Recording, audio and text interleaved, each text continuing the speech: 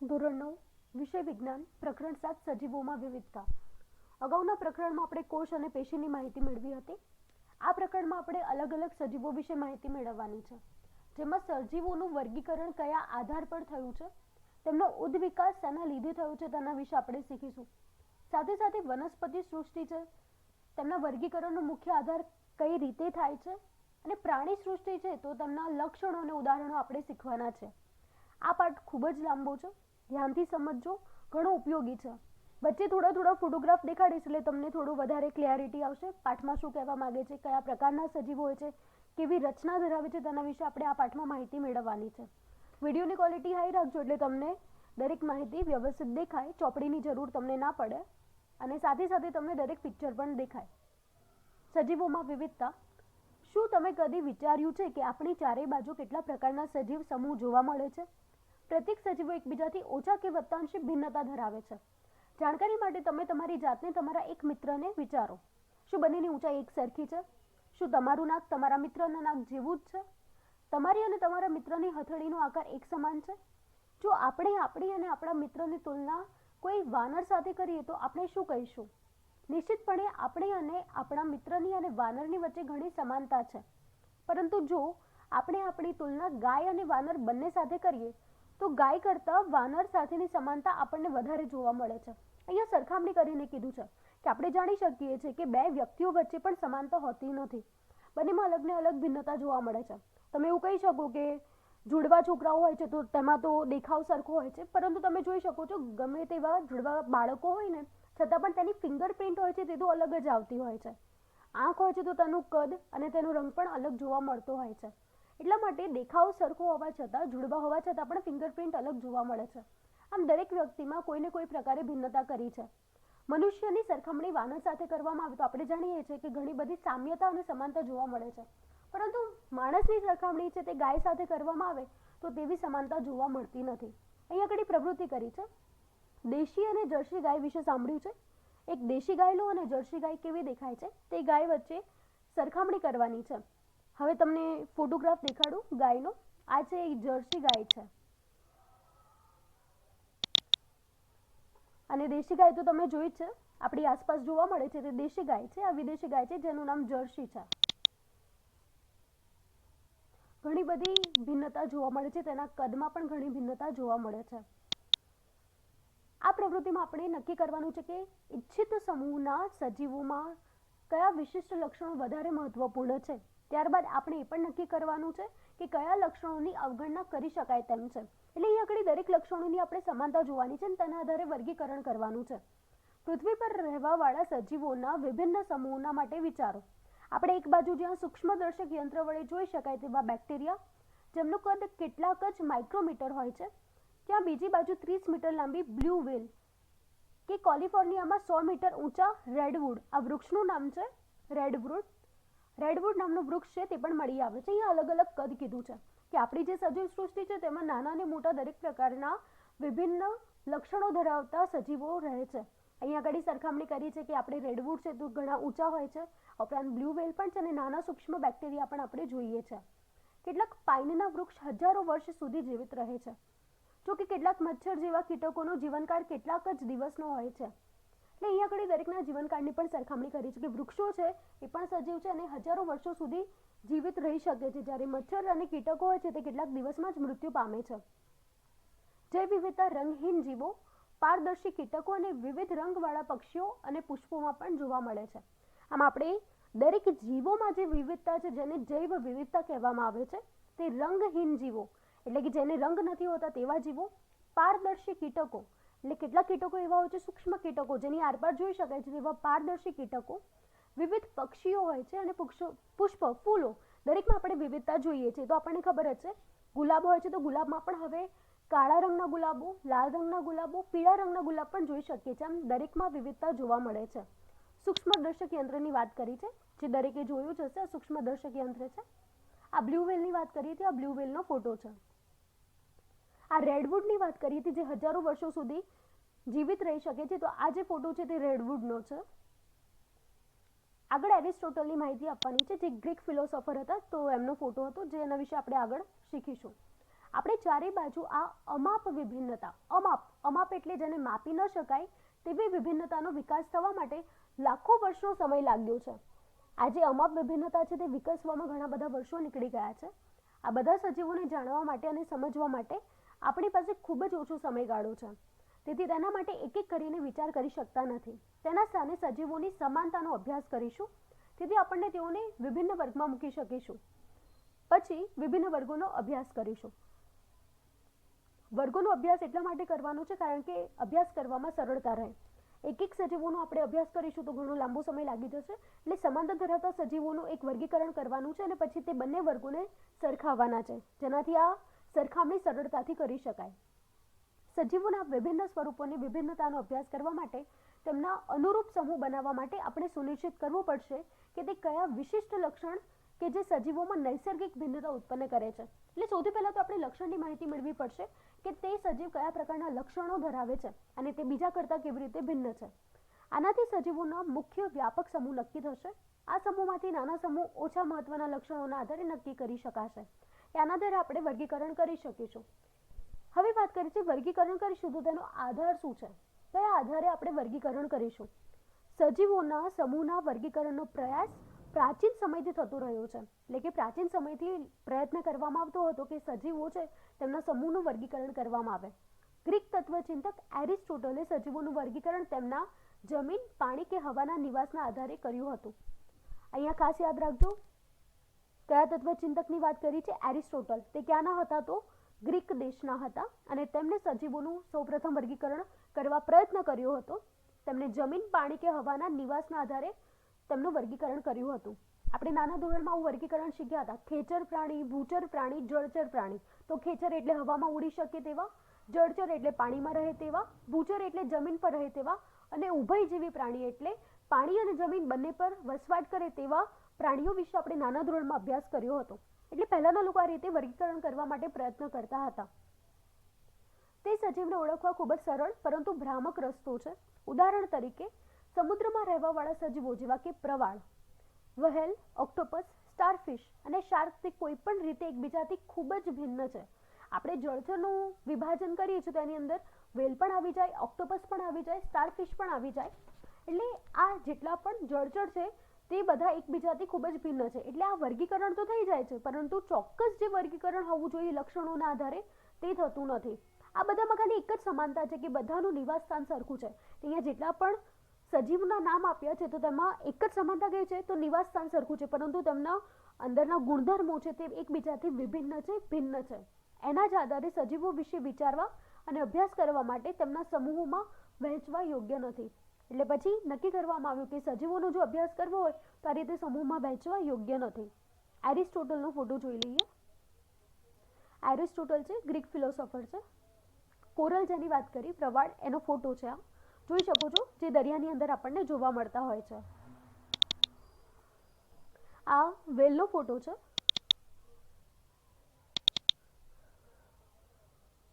આ ઓક્ટોપસ છે. કેટલાય જોયું હશે ઓક્ટોપસ. આ ઓક્ટોપસનો ફોટો છે જે દરિયાની અંદર જોવા મળતો હોય છે, જેનું કદ વિશાળ હોય છે તેવા ઓક્ટોપસ છે. આ સ્ટારફિશ છે. આ શાર્ક છે. આ જોઈ શકો છો આ શાર્ક છે. આપણે જે ફોટા જોયા એમાં જ આપણે જોઈ શકીએ છીએ કે આ કેટલા બધા એકબીજાથી ભિન્ન છે. કોરલ એટલે કે પ્રવાળ, વેલ, ઓક્ટોપસ તો દરેકનું કદ એકબીજાથી ભિન્ન છે. એટલે આપણે આ સરખામણી થોડી મુશ્કેલીજનક થાય. એટલા માટે જ હવે આપણે નિર્ણય કરવાનો છે કે કયા વિશિષ્ટ લક્ષણના આધારે મોટા વર્ગોનું નિર્માણ કરી શકાય. ત્યારબાદ આપણે અન્ય લક્ષણના આધારે કોઈક વર્ગને ઉપસમૂહમાં વર્ગીકૃત કરી શકીએ છીએ. ઉપસમૂહ એટલે નાના સમૂહ બનાવી શકાય છે. આ રીતે દરેક વર્ગમાં વર્ગીકરણની ક્રિયા નવા લક્ષણને ધ્યાનમાં રાખીને અમલમાં મૂકી શકાય. હવે આપણે વર્ગીકરણ કરવું હોય તો તેના લક્ષણના આધારે આપણે વર્ગીકરણ કરી શકીએ છીએ. આ વિષયમાં આગળ વધતા પહેલા આપણે લક્ષણના અર્થને સમજવા પડશે. એટલે કઈ રીતે લક્ષણનું વર્ગીકરણ કરીશું તેના વિશે આપણે સમજવું પડશે. જ્યારે આપણે કોઈ પણ સજીવને વિવિધ સમૂહમાં વર્ગીકૃત કરીએ ત્યારે સૌથી પહેલા આપણે એ જાણવું જરૂરી બને છે કે આ સમૂહના સભ્યોમાં કઈ કઈ સમાનતા છે. જો આપણે વર્ગીકરણ કરવું હોય તો પહેલા એમની સમાનતા જોવી પડશે, જેના આધારે કેટલાક સજીવોને એક સાથે રાખી શકાય છે. એટલે સમાનતાવાળા સજીવો હશે તેમને આપણે એક સાથે રાખીશું. વાસ્તવમાં આ તેમનું લક્ષણ અને વર્તણૂક હોય છે. અથવા આપણે એમ કહી શકીએ કે સજીવોનું સ્વરૂપ અને કાર્ય હોય છે. એટલે આપણે એમની સમાનતા જોવી હોય તો તેમનું સ્વરૂપ અને કાર્યમાં સમાનતા હશે તેવા સજીવોને એક સાથે રાખીશું. કોઈ પણ સજીવની લાક્ષણિકતા તે સજીવનું કોઈ વિશિષ્ટ સ્વરૂપ અથવા વિશિષ્ટ કાર્ય છે. સજીવનું લક્ષણ એ શું હશે? તેનું વિશિષ્ટ સ્વરૂપ અને વિશિષ્ટ કાર્ય હશે. હાથમાં 5 આંગળીઓ હોય છે જે એક લક્ષણ જ છે. તેવી જ રીતે આપણી દોડવાની ક્ષમતા છે. વડના વૃક્ષની દોડવાની ક્ષમતા હોતી નથી, તે પણ એક લક્ષણ જ છે. એટલે માણસ છે તે દોડી શકે છે, જ્યારે વૃક્ષ છે તે દોડી શકતું નથી. તો આ પણ એક પ્રકારનું લક્ષણ છે. એટલે આવા લક્ષણના આધારે આપણે વર્ગીકરણ કરવાનું છે. હવે આપણે જોઈશું કે કેટલાક લક્ષણોને કેવી રીતે અન્યની તુલનામાં વધારે પાયાના લક્ષણોના સ્વરૂપમાં વર્ગીકૃત કરવામાં આવે છે. આપણે વિચાર કરીએ કે એક પથ્થરની દિવાલ કેવી રીતે બને છે. દિવાલમાં ઉપયોગમાં લેવાયેલા પથ્થર વિભિન્ન આકારના કદના હોય છે. અહીંયા ધ્યાન રાખવાની બાબત એ છે કે ઉપરની તરફ મૂકેલા પથ્થરનો આકાર અને કદ નીચેના પથ્થરને પ્રભાવિત કરતા નથી, પરંતુ નીચલા સ્તરના પથ્થરનો આકાર એમની ઉપરવાળા પથ્થરના આકાર પર ચોક્કસ પ્રભાવ આપે છે. એટલે અહીં આગળ એક ઉદાહરણ આપ્યું છે દિવાલનું, કે જ્યારે પણ આપણે દિવાલ બનાવીએ છીએ પથ્થરની, તો પથ્થરનો આધાર કેવી રીતે હોય છે? તો ઉપરની તરફના જે પથ્થરોનો આકાર અને કદ હોય છે તે નીચેના પથ્થરને પ્રભાવિત કરતા નથી, પરંતુ નીચેના જે સ્તરમાં પથ્થરો ગોઠવેલા હોય છે તે ઉપરના સ્તરને ચોક્કસ પ્રભાવ પાડે છે. એટલે કે ઉપરના પથ્થર ગોઠવવા હોય છે તો નીચેના પથ્થર ઉપર આધાર રાખવો પડે છે. અહીં સૌથી નીચેના સ્તરના પથ્થરની જેમ જ સજીવોમાં એવા લક્ષણો લેવામાં આવે છે કે જે સજીવોમાં મોટા ભાગના વર્ગને નિર્ધારિત કરે છે. એટલે અહીંયા વર્ગીકરણ શેના આધારે કર્યું છે કે જેમ આપણે દિવાલ બનાવીએ છીએ ત્યારે નીચેની તરફના પથ્થરને ધ્યાનમાં લઈ અને ઉપરના પથ્થર ગોઠવીએ છીએ, તે જ રીતે સામાન્ય લક્ષણ બધામાં જોવા મળતા હોય તે રીતે વર્ગીકૃત કરવાનું છે. એટલે જે સજીવોમાં મોટા ભાગના વર્ગને નિર્ધારિત કરશે તેવા લક્ષણને આપણે પહેલા લેવાના છે અને તે નીચેના સ્તરમાં લેવાના છે. તે લક્ષણ સજીવના બીજા કોઈ પણ સંરચનાત્મક તથા ક્રિયાત્મક લક્ષણથી સ્વતંત્ર હોય છે. અને આ જે લક્ષણ હશે તે બીજા કોઈ પણ અન્ય સજીવોના સંરચનાત્મક અને ક્રિયાત્મક લક્ષણથી અલગ હશે, પરંતુ તેના પછીના સ્તરના લક્ષણો પહેલા સ્તરના લક્ષણ પર તો નિર્ભર હોય જ છે. એટલે જેમ દિવાલમાં જોયું કે નીચેના પથ્થર ઉપર નિર્ભર કોણ હતું? ઉપરના પથ્થર હતા. તે જ રીતે અહીં આગળ નીચેના સ્તર ઉપરના લક્ષણો હશે તેના ઉપર ઉપરના સ્તરના લક્ષણો આધારિત હશે. તેના પછી સ્તરના પ્રકારને નિર્ધારિત કરવાના છે. બિલકુલ તેવી જ રીતે આપણે સજીવોનું વર્ગીકરણ માટે પરસ્પર સંબંધિત લક્ષણોનો એક અનુક્રમ બનાવીએ. અહીં આગળ અનુક્રમ બનાવ્યો છે. જેમ અહીં આગળ અગાઉ કીધું એમ હવે કઈ રીતે ગોઠવવાના છે? તો લક્ષણના આધારે ગોઠવવાના છે. સૌથી નીચેના સ્તર પર જે સામાન્ય લક્ષણો દરેકમાં જોવા મળશે તેને નીચે રાખીશું અને ઉપરના સ્તરો ઉપર વર્ગીકૃત વધારે લક્ષણોને કરવામાં આવશે. સાંપ્રત દિવસમાં આપણે સજીવોના વર્ગીકરણ માટે કોષની પ્રકૃતિથી શરૂઆત કરીને ભિન્ન આંતર સંબંધના લક્ષણોને દ્રષ્ટિગોચર કરીએ છીએ. ઉદ્વિકાસીય વર્ગીકરણ માટે આવી લાક્ષણિકતાનું કેટલુંક સચોટ ઉદાહરણ છે. ચાલો આપણે એવા લક્ષણો પર ધ્યાન આપીએ. અહીં આગળ લક્ષણો દેખાડ્યા છે કે કયા લક્ષણો સામાન્ય રીતે દરેકમાં જોવા મળે છે તે રીતે વર્ગીકૃત કરવાનું છે. પહેલું લક્ષણ છે એક સુકોષ કેન્દ્રી. કોષમાં કેન્દ્ર સહિત કેટલીક પટલીય અંગિકા હોય છે, જેના વિશે આપણે 5મા પ્રકરણમાં માહિતી મેળવી હતી કોષમાં, જેમાં સુકોષ કેન્દ્રી અને આદિકોષ કેન્દ્રી એવા 2 ટોપિક આપણે શીખ્યા હતા. અહીંયા સુકોષ કેન્દ્રીની વાત કરી છે કે જેમાં કોષ કેન્દ્ર તો છે પણ સાથે સાથે કેટલીક પટલીય અંગિકાઓ પણ હોય છે, જેના કારણે કોષીય ક્રિયા અલગ અલગ કોષોમાં ક્ષમતાપૂર્વક થાય છે. એટલે ક્રિયા થાય છે તે અલગ અલગ કોષોમાં ક્ષમતાપૂર્વક અને સારી રીતે થાય છે. આ જ કારણ છે કે કોષોમાં પટલયુક્ત અંગિકાઓ અને કોષ કેન્દ્ર ન હોય તેવી જૈવ રાસાયણિક પથ ભિન્ન હોય છે. એટલે અહીંયા આગળ વર્ગીકરણ કરી શકાય કે કોષોમાં પટલયુક્ત અંગિકાઓ હોય અને કોષ કેન્દ્ર ન હોય અને જૈવ રાસાયણિક જે ક્રિયાઓ થતી હોય છે આ રીતે ભિન્ન ભિન્ન સ્તર આપણે પાડી શકીએ છીએ. આની અસરથી કોષની સંરચના બધા જ પાસા પર પડે છે. ઉપરાંત કોષ કેન્દ્રયુક્ત કોષમાં બહુકોષીય સજીવના નિર્માણની ક્ષમતા પણ હોય છે. આપણે જોયું છે કે બહુકોષીય સજીવ હોય છે જેમાં કોષ કેન્દ્રયુક્ત કોષો જોવા મળે છે. એટલે અહીંયા આગળ એક વર્ગીકરણ આપણે કરી શકાય બહુકોષીય કેન્દ્રીય સજીવોનું, જેમાં કોષ કેન્દ્ર વધારે હોય છે, કોષ કેન્દ્રનું પ્રમાણ વધારે હોય તેવા બહુકોષીય સજીવો હોય છે તેનો આપણે સમાવેશ કરી શકીએ છીએ, કારણ કે તેઓ કોઈ ખાસ કાર્ય માટે વિશિષ્ટીકરણ પામી શકે છે અને તેઓ ખાસ કાર્ય કરી શકે છે. આથી જ કોષીય સંરચના અને કાર્ય વર્ગીકરણના આધારભૂત કે મૂળભૂત લક્ષણ છે. આથી આપણે કોષની સંરચના કરવી હોય કે કાર્યનું વર્ગીકરણ કરવું હોય તો તેનું મૂળભૂત લક્ષણ બનશે. એટલે અહીંયા ધ્યાન રાખજો કે આપણે કોષ કેન્દ્રના આધારે પણ વર્ગીકરણ કરી શકીએ છીએ. હજુ વર્ગીકરણ થયું નથી. અહીં આગળ અલગ અલગ પાસા દેખાડ્યા છે કે કઈ રીતે વર્ગીકરણ કરવામાં આવે છે તેના વિશેની માહિતી આપી છે. પ્રશ્ન એ થાય છે કે શું કોષો એકલા મળી આવે છે, અથવા શું એક સાથે સમૂહમાં કોષો મળી આવે છે, અથવા શું કોષો અવિભાજ્ય સમૂહમાં મળી આવે છે? કોષો એક સાથે સમૂહ બનાવીને એક સજીવનું નિર્માણ કરે છે તો તેમાં શું શ્રમ વિભાજન જોવા મળે છે? શારીરિક રચનામાં બધા જ કોષો એકસરખા હોતા નથી, પરંતુ કોષોના સમૂહમાં કેટલાક વિશિષ્ટ કાર્યો માટે વિશિષ્ટીકરણ પામેલા હોય છે. આ જ કારણના લીધે સજીવોની શારીરિક રચનામાં વધારે પડતી ભિન્નતા હોય છે. અહીંયા ખાસ ધ્યાન રાખજો, દરેક સજીવોની શારીરિક રચના શા માટે ભિન્ન હોય છે? તો એનું કારણ છે કોષોની રચના એક સરખી નથી હોતી. આપણે જોયું હતું ગાલનો કોષ અને ડુંગળીનો કોષ, તો તેની આકૃતિ યાદ કરો. ગાલના કોષની આકૃતિમાં ગાલનો કોષ હતો, તો તે કોષ છે તેની રચના દરેકમાં એક સરખી નથી. આકાર કેવો હતો? અલગ હતો. તે જ રીતે આપણે વાત કરીએ ડુંગળીના કોષની, તો કોષનો આકાર કેવો હતો? અલગ અલગ હતો. એટલે કોષની રચના એક સરખી જેવી દેખાય છે અને તે બધા વિશિષ્ટ કાર્ય કરે છે. એક્ઝેક્ટ સિમિલર નથી હોતા, એક સરખા જેવા કોષો દેખાય છે. ગાલના કોષમાં ગોળ આકાર હતો, પણ નિશ્ચિત ગોળ આકાર ન હતો. એટલે અહીંયા આગળ દરેક સજીવોમાં કોષી રચના ભિન્ન ભિન્ન હોય છે, એટલે કે જે આકાર હોય છે, કદ હોય છે, તે અલગ અલગ હોય છે અને જેના લીધે દરેક વ્યક્તિ, દરેક સજીવ એકબીજાથી ભિન્ન પડે છે. એટલે અહીંયા આગળ ખાસ ધ્યાન રાખજો, અહીંયા જે આપ્યું છે કે કયા કારણથી સજીવોની શારીરિક રચનામાં વધારે પડતી ભિન્નતા જોવા મળે છે, તો એનું કારણ છે કોષ. અહીંયાથી જવાબ સ્ટાર્ટ થશે. આ 1 કે 2 માર્કમાં પૂછાઈ શકાય. શારીરિક રચનામાં બધા જ કોષો એક સરખા હોતા નથી, પરંતુ કોષોના સમૂહ કેટલાક વિશિષ્ટ કાર્યો માટે વિશિષ્ટીકરણ પામેલા છે. એટલે જે રચના છે કોષોની એક સરખી નહીં હોય, પરંતુ બધા કોષો સાથે મળીને કામ સરખું કરે છે અને વિશિષ્ટીકરણ પામેલા હોય છે. આ લીધે જ સજીવોમાં શારીરિક રચનામાં ભિન્નતા જોવા મળે છે. એટલે અહીંયાથી સવાલ નીકળે છે, ધ્યાનથી સમજજો શું કહેવા માંગે છે. આપણે જાણીએ છીએ કે એક અમીબા અને એક કૃમિની શરીર રચનામાં કેટલી ભિન્નતા હોય છે. એટલે કૃમિ હોય છે તે અને અમીબામાં ઘણી બધી ભિન્નતા હોય છે, તેની વાત કરી છે. શું સજીવ પ્રકાશ સંશ્લેષણની ક્રિયા દ્વારા પોતાનો ખોરાક પોતાની જાતે બનાવે છે?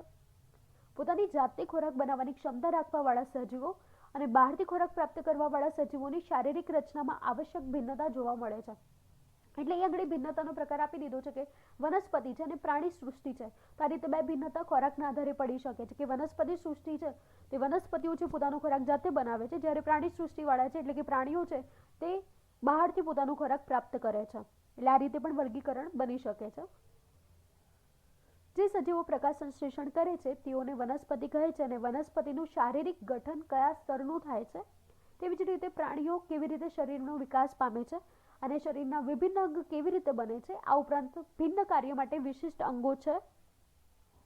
આવા થોડાક પ્રશ્નોના માધ્યમથી આપણે જાણી શકીએ છીએ કે કેવી રીતે ભિન્ન લક્ષણોને અનુક્રમિત કરી શકાય છે. એટલે આ રીતે આપણે અલગ અલગ પ્રશ્નોના આધારે વર્ગીકરણ બનાવી શકીએ છીએ. અહીંયા આગળ તમે વર્ગીકરણ કેવી રીતે બનાવશો તેની માહિતી આપી છે. વર્ગીકરણ માટે વનસ્પતિના દેહના લક્ષણ પ્રાણીના લક્ષણથી ભિન્ન હોય છે. આનું કારણ એ છે કે વનસ્પતિના દેહમાં ખોરાક બનાવવાની ક્ષમતા અનુસાર વિકાસ થાય છે, જ્યારે પ્રાણીઓ તેમના દેહના બહારથી ખોરાક ગ્રહણ કરી શકે તેના અનુસાર વિકાસ થાય છે. એટલે અહીં આગળ શારીરિક ભિન્નતા જોવા મળશે વનસ્પતિ અને પ્રાણી સૃષ્ટિમાં, કારણ કે વનસ્પતિ છે પોતાનો ખોરાક જાતે બનાવે છે, જ્યારે પ્રાણી છે જે ખોરાક છે તે બહારથી મેળવે છે, જેના લીધે આ લક્ષણમાં ભિન્નતા હોવાના લીધે તેનો વિકાસ પણ બંનેનો અલગ અલગ રીતે થાય છે. આ જ લક્ષણ વર્ગીકરણ દરમિયાન ઉપસમૂહ અને ત્યારબાદ મોટા સમૂહમાં વિભાજન કરવા માટે મૂળભૂત આધાર છે. એટલે આપણે જેટલી પણ વાતો કરી છે જેનો પાયો મળી ગયો કે વર્ગીકરણ શેના આધારે થયું છે, તો વર્ગીકરણ છે જેના સમૂહનું વિભાજન છે, મૂળભૂત વિભાજન છે, એનો આધાર આ થશે ખોરાકના આધારે થયું છે કે પોતાની જાતે ખોરાકનું નિર્માણ કરે તેવા સજીવો અને બીજા પર આધાર રાખે તેવા સજીવો. આ રીતે બે રીતે વિભાજન સમૂહનું થયું છે, જે મુખ્ય આધાર છે. અને હવે આ આધાર ઉપર ઉપસમૂહ બનાવવામાં આવ્યા છે, જેના વિશે હવે આપણે શીખીશું. અહીંયા કેટલાક સવાલ પૂછ્યા છે કે સજીવોના વર્ગીકરણ માટે સૌથી વધારે મૂળભૂત લક્ષણ કયું હોઈ શકે છે, શા માટે? તો નિવાસસ્થાન આવશે કે કોષીય સંરચના. તો આપણે નિવાસસ્થાનમાં તો જોયું હતું, વેલ જોઈ હતી, ઓક્ટોપસ જોયો હતો, કોરલ જોયું હતું એટલે કે પ્રવાળ જોઈ હતી, જેના ફોટોગ્રાફ જોયા હતા. એટલે નિવાસસ્થાન સરખું હોવાથી આપણે તેનું વર્ગીકરણ ચોક્કસ રીતે નથી કરી શકતા. કોષીય સંરચનાના લીધે આપણે કરી શકીએ છીએ. બીજો સવાલ પૂછ્યો છે કે સજીવોમાં પ્રારંભિક વિભાજન માટે કયા મૂળભૂત લક્ષણોને આધાર ગણવામાં આવ્યો છે? એટલે કે પ્રારંભિક વિભાજન કરવું હોય તો મુખ્ય આધાર આગળ જે વાત કરી તેમ કોષને કરવામાં આવ્યો છે. કોષના આધારે વિભાજન કરી શકાય છે. કયા લક્ષણના આધારે પ્રાણી અને વનસ્પતિને એકબીજાથી ભિન્ન વર્ગમાં મૂકવામાં આવે છે? તો આપણે જોયું કે આ પ્રકાશ સંશ્લેષણ દ્વારા જે ખોરાક બનાવવાની પ્રક્રિયા છે તેના આધારે તમને બે ભિન્ન વિભાગોમાં વર્ગીકૃત કરી શકાય છે. આમ અહીં આગળ આપણે કયા લક્ષણના આધારે વર્ગીકરણ કરવામાં આવે છે તેના વિશે આપણે માહિતી મેળવી છે. હવેનો આગળનો ટોપિક છે વર્ગીકરણ અને ઉદ્વિકાસ. ઉદ્વિકાસ કેવી રીતે થયું છે? સતત જે વિકાસ થાય છે, સતત શારીરિક રચનામાં બદલાવ થાય છે, તેના વિશે આપણે શીખવાનું છે કે શરીર રચનાનું નિર્માણ કેવી રીતે થયું છે. બધા જ સજીવો તેમની શરીર રચના અને કાર્યના આધારે ઓળખી શકાય છે અને તેમનું વર્ગીકરણ પણ કરી શકાય છે. શરીરની રચનાના બંધારણના કેટલાક લક્ષણો અન્ય લક્ષણની તુલનામાં વધારે પરિવર્તન લાવે છે, એટલે કે બદલાવ લાવે છે. તેમાં સમયની ખૂબ જ મહત્વપૂર્ણ ભૂમિકા છે. છેવટે જ્યારે કોઈ શરીર રચના અસ્તિત્વમાં આવે છે ત્યારે શરીરમાં પછીથી થવાના હોય તેવા કેટલાક પરિવર્તનોની અસર જોવા મળે છે. બીજા શબ્દોમાં કહીએ તો શરીર રચના દરમિયાન જે લક્ષણ પહેલા જોવા મળે છે તેને મૂળભૂત લક્ષણના સ્વરૂપમાં માનવામાં આવે છે. એટલે જે લક્ષણો હોય છે જે પહેલાના સમયગાળામાં જોયેલા હોય છે તે તેના મૂળભૂત લક્ષણો છે, પરંતુ સમયની સાથે અમુક લક્ષણોમાં બદલાવ જોવા મળતો હોય છે તેવી વાત કરી છે અહીંયા. આના પરથી આપણને ખ્યાલ આવે કે સજીવોમાં વર્ગીકરણનો સજીવોનો ઉદ્વિકાસ સાથે કેટલો નજીકનો સંબંધ છે. સજીવોનો ઉદ્વિકાસ શું છે? આપણે જેટલા પણ સજીવોને જોઈએ છીએ તેઓ બધા જ નિરંતર આવનારા પરિવર્તનોની એ પ્રક્રિયાનું સ્વાભાવિક પરિણામ છે જે તેમના અસ્તિત્વ માટે આવશ્યક છે. એટલે અહીંયા આગળ એ વાત કરી છે કે આપણે જે બદલાવ આવે છે તે આવતા પરિવર્તનના આધારે આ બદલાવ આવે છે, અને આ બદલાવ હોય છે તે સ્વાભાવિક હોય છે. તે સતત શારીરિક રચનામાં અને બધામાં બદલાવ જોવા મળતો હોય છે. સજીવની ઉદ્વિકાસની આ પૂર્વધારણાને સૌથી પહેલા ચાર્લ્સ ડાર્વિને 1859માં તેમના પુસ્તક ધ ઓરિજિન ઓફ સ્પીસીસમાં આપી હતી. ખાસ યાદ રાખજો, એક માર્કનો સવાલ પૂછાય. સૌ પ્રથમ ઉદ્વિકાસની પૂર્વધારણા કોણે આપી છે? તો ચાર્લ્સ ડાર્વિને આપી છે. કઈ સાલમાં આપી છે અને પુસ્તકનું નામ ખાસ યાદ રાખજો. ચાર્લ્સ ડાર્વિનનો ફોટો હોય તો આપણે જોઈ લઈએ. આ જુઓ, આ ચાર્લ્સ ડાર્વિનનો ફોટો છે જેમને ઉદ્વિકાસ છે તેના વિશે માહિતી આપી હતી.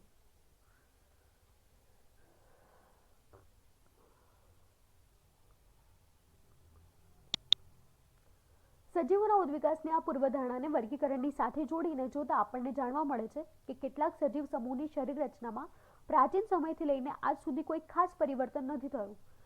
કેટલાક સજીવ સમૂહની શરીર રચનામાં પર્યાપ્ત પરિવર્તન જોવા મળે છે. એટલે અહીં આગળ એવું કહેવા માંગે છે કે પહેલાના સમયગાળામાં જે તેમની રચના હતી તે જ રચના આજે જોવા મળે છે. તેમનામાં બહુ મોટું પરિવર્તન આવેલું નથી. કેટલાક સજીવ સમૂહની શરીર રચનામાં પર્યાપ્ત પરિવર્તન જોવા મળે છે. પહેલા પ્રકારના સજીવોને આદિ અથવા નિમ્ન સજીવ કહે છે, જ્યારે બીજા પ્રકારના સજીવોને શ્રેષ્ઠ કે ઉચ્ચ સજીવ કહે છે. એટલે જ્યારે બદલાવ નથી આવેલો હોતો તે પહેલાના સજીવ છે તેમને શું બોલાશે? તો આદિ અથવા નિમ્ન સજીવ કહેવાશે. અને પર્યાવરણના પ્રમાણે તેમનામાં બદલાવ આવે છે ત્યારે બદલાવ પછીના સજીવને શું બોલાય છે? તો શ્રેષ્ઠ કે ઉચ્ચ સજીવ કહેવાય છે. પરંતુ આ શબ્દ યોગ્ય નથી, કારણ કે તેનાથી તેઓની ભિન્નતાઓને વ્યવસ્થિત ખ્યાલ આવી શકતો નથી. આપણે આ રીતે વર્ગીકરણ કરીએ નિમ્ન અને ઉચ્ચ તરીકે તો આપણને તેમની ભિન્નતા વિશે સ્પષ્ટતા મળતી નથી. એટલે કે છે કે આ ખ્યાલ યોગ્ય નથી. તેના સ્થાને આપણે તેમને જૂના સજીવો કે પ્રાચીન સજીવો અને નવા સજીવા શબ્દોનો ઉપયોગ કરવો જોઈએ. એટલે અહીં આગળ બે સરખામણી કરી છે કે આપણે જે ખૂબ જ જૂના સજીવો છે, જે પરિવર્તન પહેલાના સજીવો છે તેમને જૂના સજીવ તરીકે કે પ્રાચીન સજીવ તરીકે ઓળખવા જોઈએ, અને પરિવર્તન પછીના જે સજીવો છે તેમને નવા સજીવ તરીકેનું નામ આપવું જોઈએ. જોકે ઉદ્વિકાસ દરમિયાન સજીવોમાં જટિલતા પ્રવેશવાની સંભાવના હોય છે, એટલા માટે જૂના સજીવોને સાધારણ કે સામાન્ય અને નવા સજીવોને અપેક્ષા પ્રમાણે જટિલ સજીવો કહેવામાં આવે છે. એટલે જૂના સજીવો હશે તો તેમને સાધારણ કે સામાન્ય સજીવ કહેવાશે, જ્યારે નવા સજીવો છે તેમનામાં બદલાવ આવેલો છે અને બદલાવના લીધે તેમને જટિલ સજીવ પણ કહેવામાં આવશે. અહીંયા આગળ તમને વાત કરી છે, ખાલી માત્ર માહિતી મેળવવાની છે. જૈવ વિવિધતાનો અર્થ આપ્યો છે કે ભિન્ન સજીવોના સ્વરૂપમાં જોવા મળતી વિવિધતા. જૈવ વિવિધતા, જૈવ એટલે જીવો, વિવિધતા એટલે જે બદલાવ જોવા મળે છે તે. ભિન્ન સજીવો સ્વરૂપમાં જોવા મળતી વિવિધતા. વિવિધતા જે દરેક સજીવો એકબીજાથી બદલાયેલા હોય છે, જે ભિન્નતા હોય છે જેને આપણે વિવિધતા શબ્દ વાપરીએ છીએ. એકબીજાથી જે અલગપણું હોય છે તેને પણ આપણે વિવિધતા કહી શકીએ છીએ. આ શબ્દ કોઈ વિશિષ્ટ ક્ષેત્ર કે પ્રદેશમાંથી મળી આવતા સજીવોના સ્વરૂપમાં નિર્દેશિત કરે છે. આ ભિન્ન સજીવ ન તો માત્ર એક સમાન પર્યાવરણમાં રહે છે, પરંતુ એકબીજાને પ્રભાવિત પણ કરે છે. આના પરિણામ રૂપે ભિન્ન પ્રજાતિમાં સ્થાયી સમુદાય અસ્તિત્વમાં આવ્યો છે. આધુનિક સમયમાં માનવે આ સમુદાયમાં સંતુલન બનાવવામાં મહત્વપૂર્ણ ભૂમિકા ભજવી છે. વાસ્તવમાં કોઈપણ સમુદાયની વિવિધતા ભૂમિ, પાણી, આબોહવા જેવા કેટલાક બાબતો પર અસર કરે છે અથવા તો તે નુકસાનના લીધે પરિણમે છે. એ જે બદલાવ આવે છે તે ભૂમિ, પાણી અને આબોહવામાં કેટલાક નુકસાન જે થયેલું હોય છે, કેટલીક અસરો છે જેના લીધે પર્યાવરણમાં સતત બદલાવ આવતો રહે છે અને જેની સીધી જ અસર સજીવો ઉપર પડતી હોય છે. એક માટે અનુમાન પ્રમાણે એક અનુમાન કરવામાં આવ્યું છે કે પૃથ્વી પર સજીવોની આશરે 1 કરોડ પ્રજાતિ મળી આવે છે. પ્રજાતિ શબ્દ વાપર્યો છે, સંખ્યા નથી, એટલે ધ્યાન રાખજો. અહીંયા પ્રજાતિની વાત કરી છે, એટલે સંપૂર્ણ જે જાતિ હોય છે તેવી લગભગ 1 કરોડ જેવી મળી આવી છે. જો કે આપણને માત્ર 10 લાખ કે 20 લાખ પ્રજાતિ વિશેની જ જાણકારી છે. પૃથ્વી પર કર્કવૃત રેખા અને મકરવૃત રેખાની વચ્ચેના પ્રદેશમાં જ્યાં તાપમાન અને ઠંડકવાળા ભાગો કે પ્રદેશો છે ત્યાં વનસ્પતિ અને પ્રાણીઓમાં ખૂબ જ વિવિધતા જોવા મળે છે. તેમજ આ ક્ષેત્ર કે પ્રદેશમાં વધુ વિવિધતા ધરાવતા પ્રદેશો કે ક્ષેત્ર તરીકે ઓળખાય છે. એટલે કર્કવૃત અને મકરવૃતની વચ્ચેનો જે પટ્ટો હોય છે તો ત્યાં આગળના જે વિસ્તારો હોય છે જ્યાં આબોહવા વધારે ગરમ હોય છે, ભેજવાળી હોય છે, ઠંડકવાળી પ્રદેશો છે, ત્યાં આગળ વધારે પ્રમાણમાં સજીવોમાં જીવોમાં વિવિધતા જોવા મળે છે. આથી આવા વિસ્તારોને જૈવ વિવિધતાવાળા ક્ષેત્ર પણ કહેવામાં આવે છે. પૃથ્વી પર જૈવ વિવિધતાનો અડધાથી વધારે ભાગ કેટલાક દેશોમાં છે. એટલે સૌથી વધારે તમારે જૈવ વિવિધતા જોવી હોય તો તે દેશોના નામ આપ્યા છે: Brazil, Colombia, Ecuador, Peru, Mexico, Zaire, Madagascar, Australia, ચીન, ભારત, ઇન્ડોનેશિયા અને મલેશિયા વગેરેમાં વધારે પ્રમાણમાં ભિન્નતા જોવા મળે છે. આ ભિન્નતાના આધારે જ કેટલાક પ્રશ્નો પૂછ્યા છે અહીંયા આગળ કે આદિમાનવ કોને કહેવામાં આવે છે? તે કહેવાતા ઉચ્ચ સજીવોથી કેવી રીતે ભિન્નતા ધરાવે છે? શું ઉચ્ચ સજીવ અને જટિલ સજીવ એક જેવા જ હોય છે? શા માટે? તો હમણાં જ વાત કરી હતી કે તે ઉચ્ચ સજીવો અને જટિલ સજીવો છે તે એક જેવા જ હોય છે, કારણ કે ઉચ્ચ સજીવ અને આ જે જટિલ સજીવો છે તેમાં ઉદ્વિકાસ પામેલો હોય છે અને સજીવો છે વધારે જટિલતા ધરાવતા હોય છે. અને આદિમાનવ કોને કહીએ તો જે સજીવો છે જે સાદી કોષીય રચના ધરાવતા હોય અને શ્રમ વિભાજનમાં અભાવ ધરાવતા હોય તેમજ પ્રાચીન સમયથી કોઈ ફેરફાર થયો નથી તો તેને આદિ સજીવ કહેવાય છે. જે અહીંયા આગળ ભૂલ છે, આદિ માનવની વાત નથી, આદિ સજીવની વાત છે. એટલે અહીંયા આગળ પ્રિન્ટિંગ મિસ્ટેક છે, થોડું જોઈ લેજો. અહીંયા ખબર કેવી રીતે પડે પ્રિન્ટિંગ મિસ્ટેક છે? તો અહીંયા આગળ લખ્યું છે તે કહેવાતા ઉચ્ચ સજીવોથી કેવી રીતે ભિન્ન છે. એટલે ઉચ્ચ સજીવની વાત કરી છે તો અહીંયા શું હોવું જોઈએ? આદિ સજીવ હોવું જોઈએ. એટલે આ શબ્દને જોઈ લો છો, આદિ માનવ નથી, આદિ સજીવ છે. એટલે આદિ સજીવ કોને કહે છે? તો જે સાદી કોષીય રચના ધરાવતા હોય એ આદિ સજીવો. અને ઉચ્ચ સજીવોથી કેવી રીતે ભિન્નતા ધરાવે છે? તો ઉચ્ચ સજીવમાં આપણે જોયું હતું કે જૈવિક કાર્યો માટે અંગો અને અંગતંત્રો આવેલા હોય છે. એટલે આ રીતે તે ભિન્નતા ધરાવે છે. આગળનું ટોપિક છે વર્ગીકરણ સમૂહમાં પદાનુક્રમિત સંરચના. અર્નેસ્ટ હેકલ, રોબર્ટ વિટેકર અને કાર્લ વ્યુઝ નામના જીવ વૈજ્ઞાનિકોએ બધા સજીવોને સૃષ્ટિ નામના વ્યાપક વર્ગમાં વિભાજિત કરવાનો પ્રયત્ન કર્યો છે.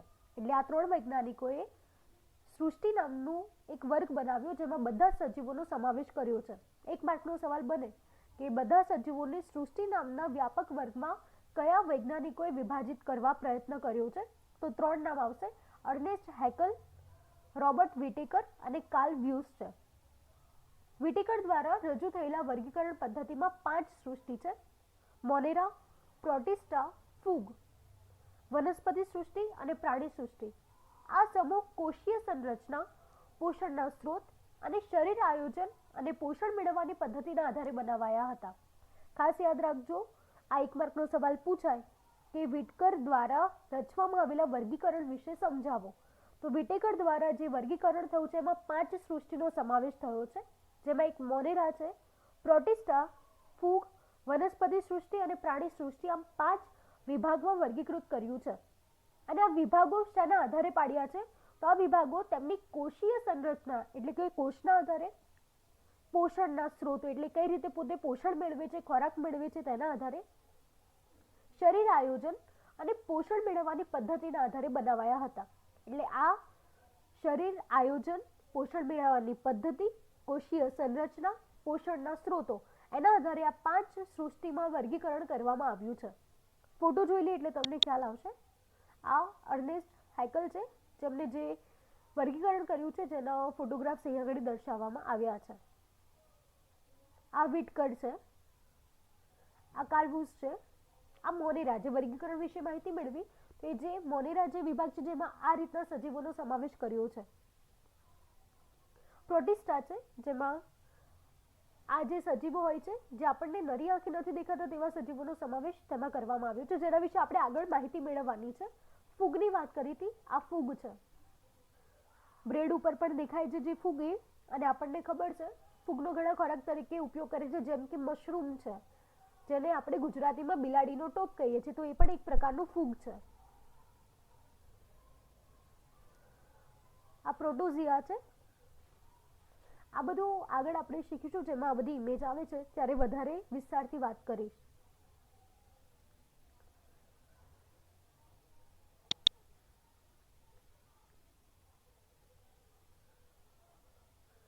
પ્રોટોઝે તેમના વર્ગીકરણમાં મોનેરા સૃષ્ટિને આર્કિયોબેક્ટેરિયા અને યુબેક્ટેરિયા વહેંચી છે.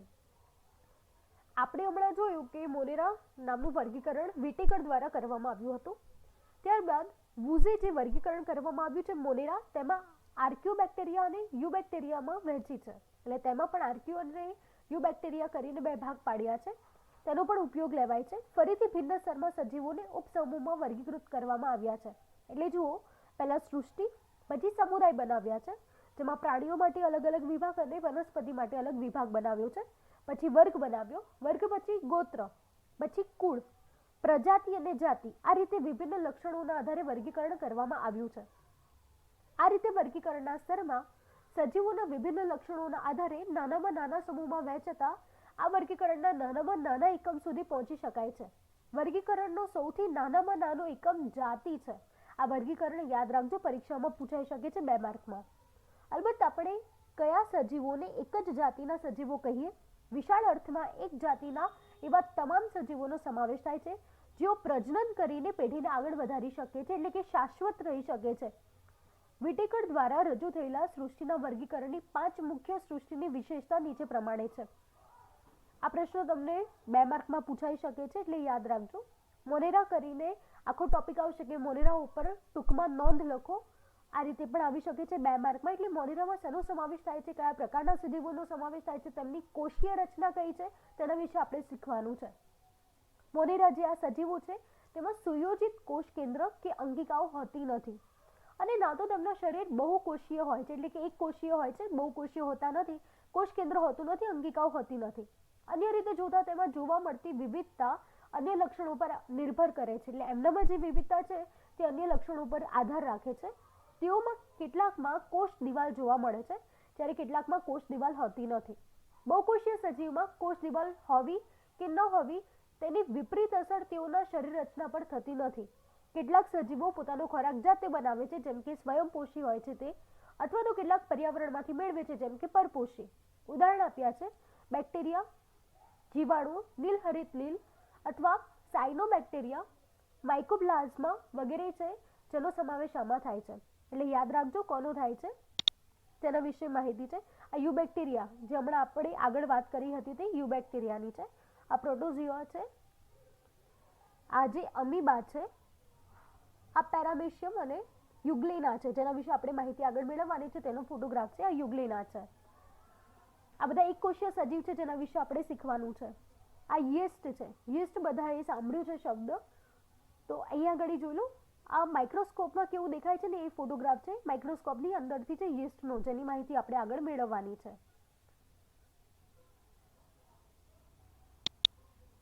પ્રોટિસ્ટાની વાત કરી છે, જેમાં બેક્ટેરિયાનો સમાવેશ થાય છે.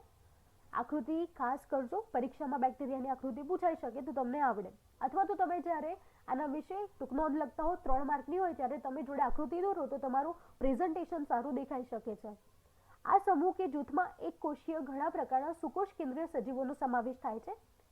આ વર્ગમાં કેટલાક સજીવોમાં પ્રજનન માટે પક્ષમો કશા નામની રચના જોવા મળે છે. તેઓ સ્વયંપોષી તેમજ વિષમપોષી બંને પ્રકારના હોય છે, એટલે કે જાતે પણ ખોરાક બનાવે છે અને બીજા પર આધારિત પણ હોય છે. જેમાં એક કોષીય લીલ, ડાયટમ્સ જેમ કે દ્વિઅણુ ધરાવે છે તે, પ્રોટોઝોઆ જેનો ફોટો મેં હમણાં તમને બતાવ્યો હતો, પ્રોટોઝોઆ જેને ગુજરાતીમાં આપણે પ્રજીવ કહીએ છીએ તેનો સમાવેશ થાય છે, જેમાં પેરામેશિયમ.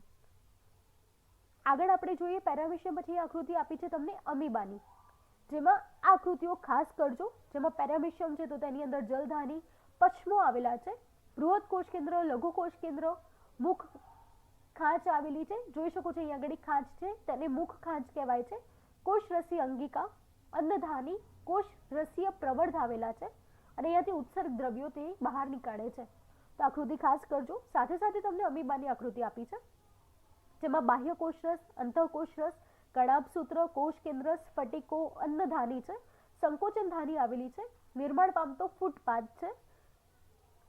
આ અમીબાની આકૃતિ છે જે 2 માર્કમાં પૂછાઈ શકે છે. અને યુગ્લિનાની આકૃતિ છે, જેમાં કોષ કેન્દ્ર, કોષ કેન્દ્રિકા, હરિતકણ, સંકોચનશીલ ધાની, પ્રકાશગ્રાહી ઘટકો છે, ચક્ષુ બિંદુ છે અહીંયા, કશા, એમાં લાંબી કશા અને ટૂંકી કશા જે આવેલી છે. એટલે કશા એટલે આ જે ભાગ છે આગળનો જેને કશા કહેવામાં આવે છે. આ યુગ્લિનાની વાત છે.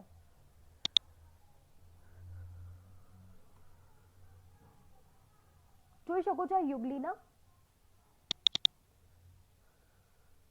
આ જે છે લાંબી કશા આવેલી છે આ યુગલીના છે, આ અમીબા છે. સૂક્ષ્મદર્શક યંત્રમાં કેવી રચના હોય છે જે અહીં આગળ દર્શાવવામાં આવી છે અમીબાની.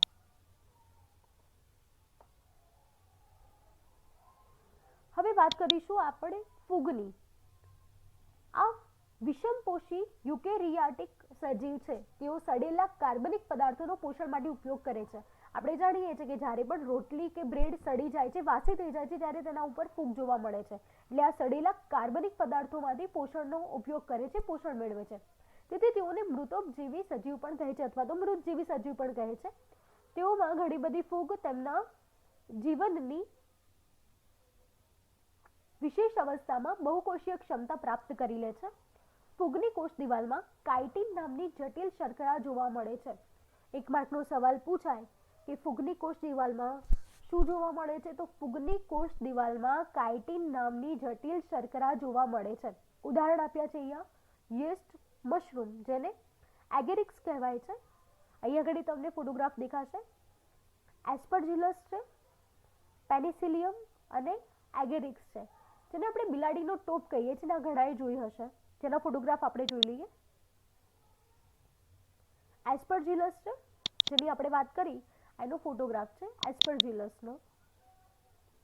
આ પેનિસિલિયમ છે, જેનો ફોટોગ્રાફ દર્શાવવામાં આવ્યો છે. આપણે એક પ્રકારની ફૂગ છે. મશરૂમ, જેને આપણે બિલાડીનો ટોપ કહીએ છીએ. અહીંયા આગળ તમારી વૈજ્ઞાનિક ભાષામાં તમારે શબ્દ વાપરવાનો છે એગેરિક્સ. ઇંગ્લિશમાં તેને એગેરિક્સ પણ કહેવાય છે, બિલાડીનો ટોપ જેને ગુજરાતીમાં કહીએ છીએ, અને મશરૂમ આપણે રોજિંદા જીવનમાં આ શબ્દ વાપરીએ છીએ. આ ઘણા બધાએ જોયું હશે મશરૂમ.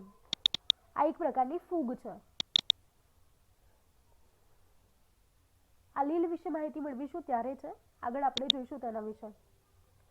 કેટલીક ફૂગની જાતિ નીલહરિત લીલ સાયનોબેક્ટેરિયાની સાથે સ્થાયી આંતરસંબંધ ધરાવે છે. એટલે કેટલીક ફૂગની જાતિ છે જે કોની સાથે સંબંધ ધરાવે છે, તો નીલહરિત લીલ સાયનોબેક્ટેરિયાની સાથે સ્થાયી સંબંધ ધરાવે છે, જેને સહજીવન કહે છે. એટલે કે ફૂગ જે પોતાનું જીવન તે લીલ સાથે ગાળે છે. આવા સહજીવી સજીવોને લાઇકેન કહે છે. તે લાઇકેન્સ મોટાભાગે વૃક્ષની છાલ પર રંગીન ધબ્બા સ્વરૂપે જોવા મળે છે. લાઇકેન વિશે પહેલા પણ અગાઉના પાઠમાં આપણે આવી ગયું છે. આ સાયનોબેક્ટેરિયા છે, જેનો ફોટોગ્રાફ છે. સાયનોબેક્ટેરિયા સૂક્ષ્મદર્શક યંત્રમાં આ રીતે દેખાય છે. આગળ આના વિશે માહિતી મેળવીશું. વનસ્પતિ સૃષ્ટિ. આ વર્ગની કોષ દિવાલ ધરાવતા બહુકોષીય સુકોષ કેન્દ્રીય સજીવોનો સમાવેશ થાય છે. તેઓ સ્વયંપોષી છે અને પ્રકાશ સંશ્લેષણના માટે હરિતકણનો ઉપયોગ કરે છે. આ વર્ગમાં બધા જ વનસ્પતિનો સમાવેશ થાય છે, કારણ કે આપણી આસપાસ વનસ્પતિઓ અને પ્રાણીઓ સૌથી વધારે જોવા મળે છે.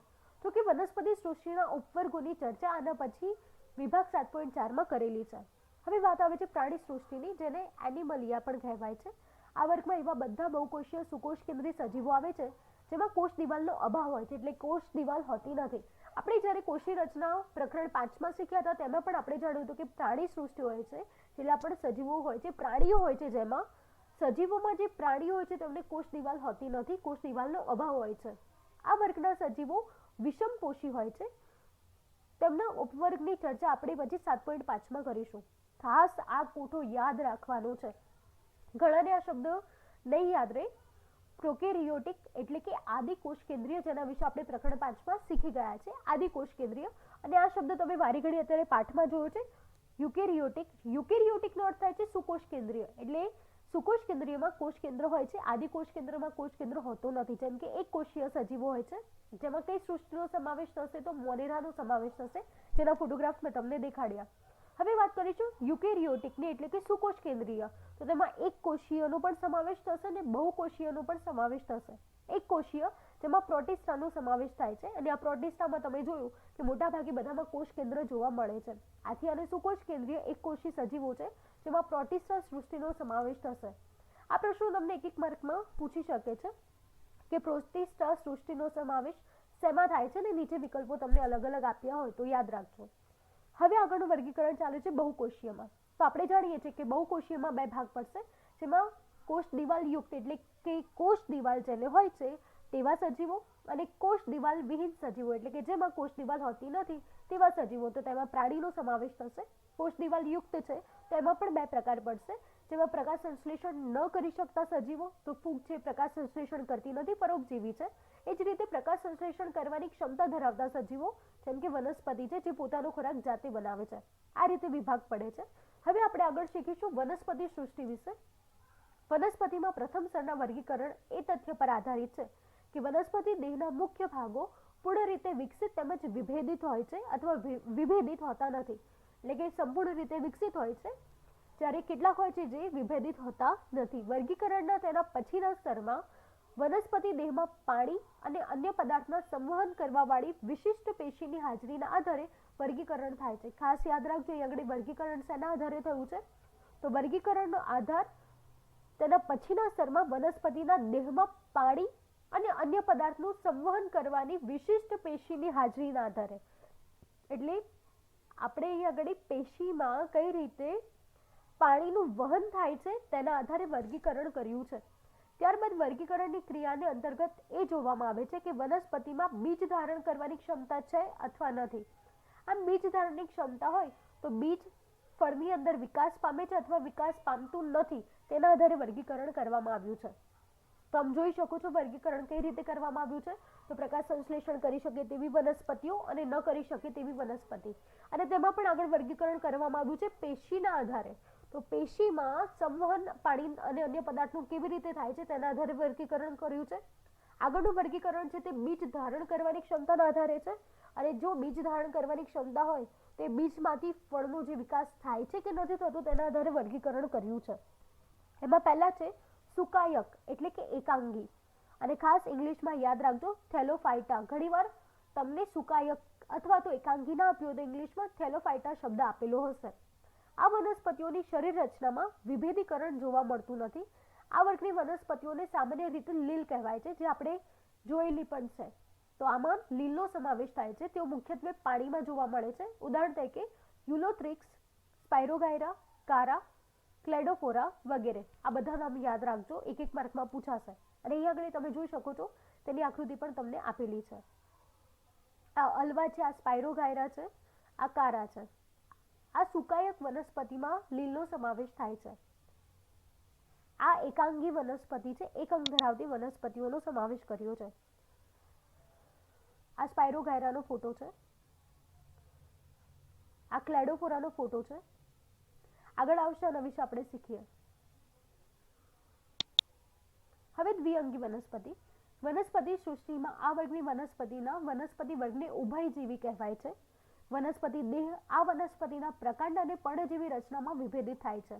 જો કે આ વનસ્પતિમાં દેહની એક ભાગથી બીજા ભાગ સુધી પાણી તથા બીજી વસ્તુનું વહન કરવા માટે કોઈ વિશિષ્ટ પેશી સંરચના જોવા મળતી નથી, જેમ કે શેવાળ, જેને ફ્યુનારિયા કહેવાય છે, અથવા તો માર્કેન્શિયા પણ કહેવામાં આવે છે. એટલે માર્કેન્શિયા અને શેવાળનો સમાવેશ આમાં થશે. એટલે આની અંદર પાણીના વહન માટે વિશિષ્ટ પેશીની રચના જોવા મળતી નથી. આવી વનસ્પતિ જે દ્વિઅંગી છે, જેને ઇંગ્લિશમાં બ્રાયોફાઇટા પણ કહેવામાં આવે છે, જેમાં રિક્સિયાનો સમાવેશ થાય છે, માર્કેન્શિયા અને ફ્લુનારિયાનો સમાવેશ થાય છે. આ ફ્લુનારિયા છે, આ રિશિયા છે, આ બ્રાયોફાઇટ છે. આના વિશે આપણે આગળ શીખીશું. આ ઘણા બધાએ જોયેલું છે. ત્રિઅંગી વનસ્પતિમાં તેનો સમાવેશ થતો હતો. ત્રિઅંગીની વાત કરીશું હવે. ત્રિઅંગી જેને ઇંગ્લિશમાં ટેરિડોફાઇટા કહેવાશે. આ વનસ્પતિમાં મૂળ પ્રકાંડ પર્ણમાં વિભાજિત થાય છે. દેહ રચના પાણી અને અન્ય પદાર્થો એક ભાગમાંથી બીજા ભાગમાં વહન કરવા માટે વાહક પેશી જોવા મળે છે. ઉદાહરણ તરીકે માર્સોલિયા, હંસરાજ, હોર્સટેલ. એટલે હોર્સટેલને ઇંગ્લિશમાં ઇક્વિસેટમ પણ કહેવામાં આવે છે. એટલે આ વનસ્પતિનું નામ છે હોર્સટેલ. સુકાયક થેલોફાઇટા કે એકાંગી, દ્વિઅંગી જેને બ્રાયોફાઇટા કહેવાય છે, અને ત્રિઅંગી ટેરિડોફાઇટા કહેવામાં આવે છે. તેમાં અનાવૃત કે નગ્ન ભ્રૂણ જોવા મળે છે, જેઓને બીજાણુ કહેવામાં આવે છે. આ ત્રણેય વનસ્પતિ સમૂહની વનસ્પતિમાં પ્રજનનાંગ અપ્રત્યક્ષ હોય છે, એટલે કે જોઈ શકાતા નથી, અપ્રત્યક્ષ હોય છે. તેમજ તેમાં બીજ ઉત્પન્ન કરવાની ક્ષમતા હોતી નથી. આથી તેઓને ક્રિપ્ટોગેમ, અપુષ્પી અથવા અપ્રત્યક્ષ પ્રજનન અંગોવાળી વનસ્પતિ કહે છે. ખાસ યાદ રાખજો, 2 માર્કનો સવાલ પૂછાય કે અપ્રત્યક્ષ પ્રજનન અંગવાળી વનસ્પતિ કોને કહે છે, તો આમાં આ બધી જ વનસ્પતિનો સમાવેશ કરવામાં આવશે.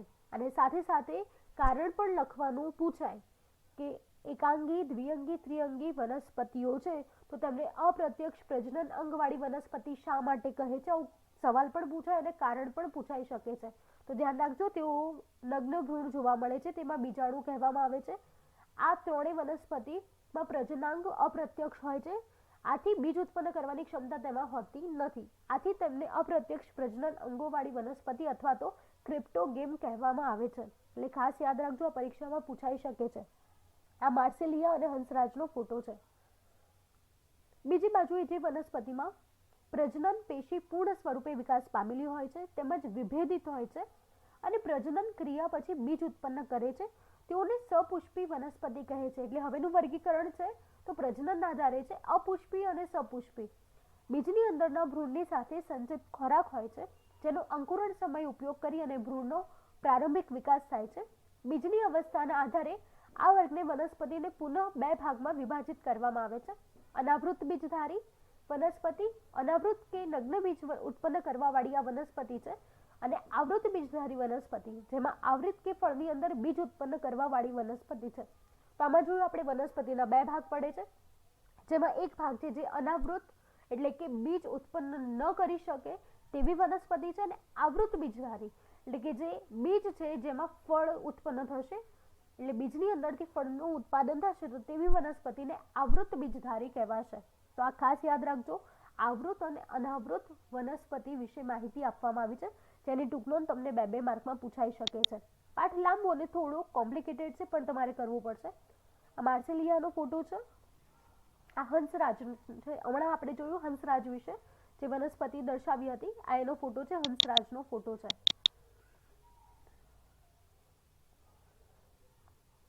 આ હોર્સટેલ પ્લાન્ટ હમણાં જોયું તો આપણે, મેં તમને કીધું તો હોર્સટેલ છે એક વનસ્પતિનું નામ છે, તો આ વનસ્પતિ છે જેનું નામ હોર્સટેલ છે. આ સાયકસ છે, એનો ફોટો છે.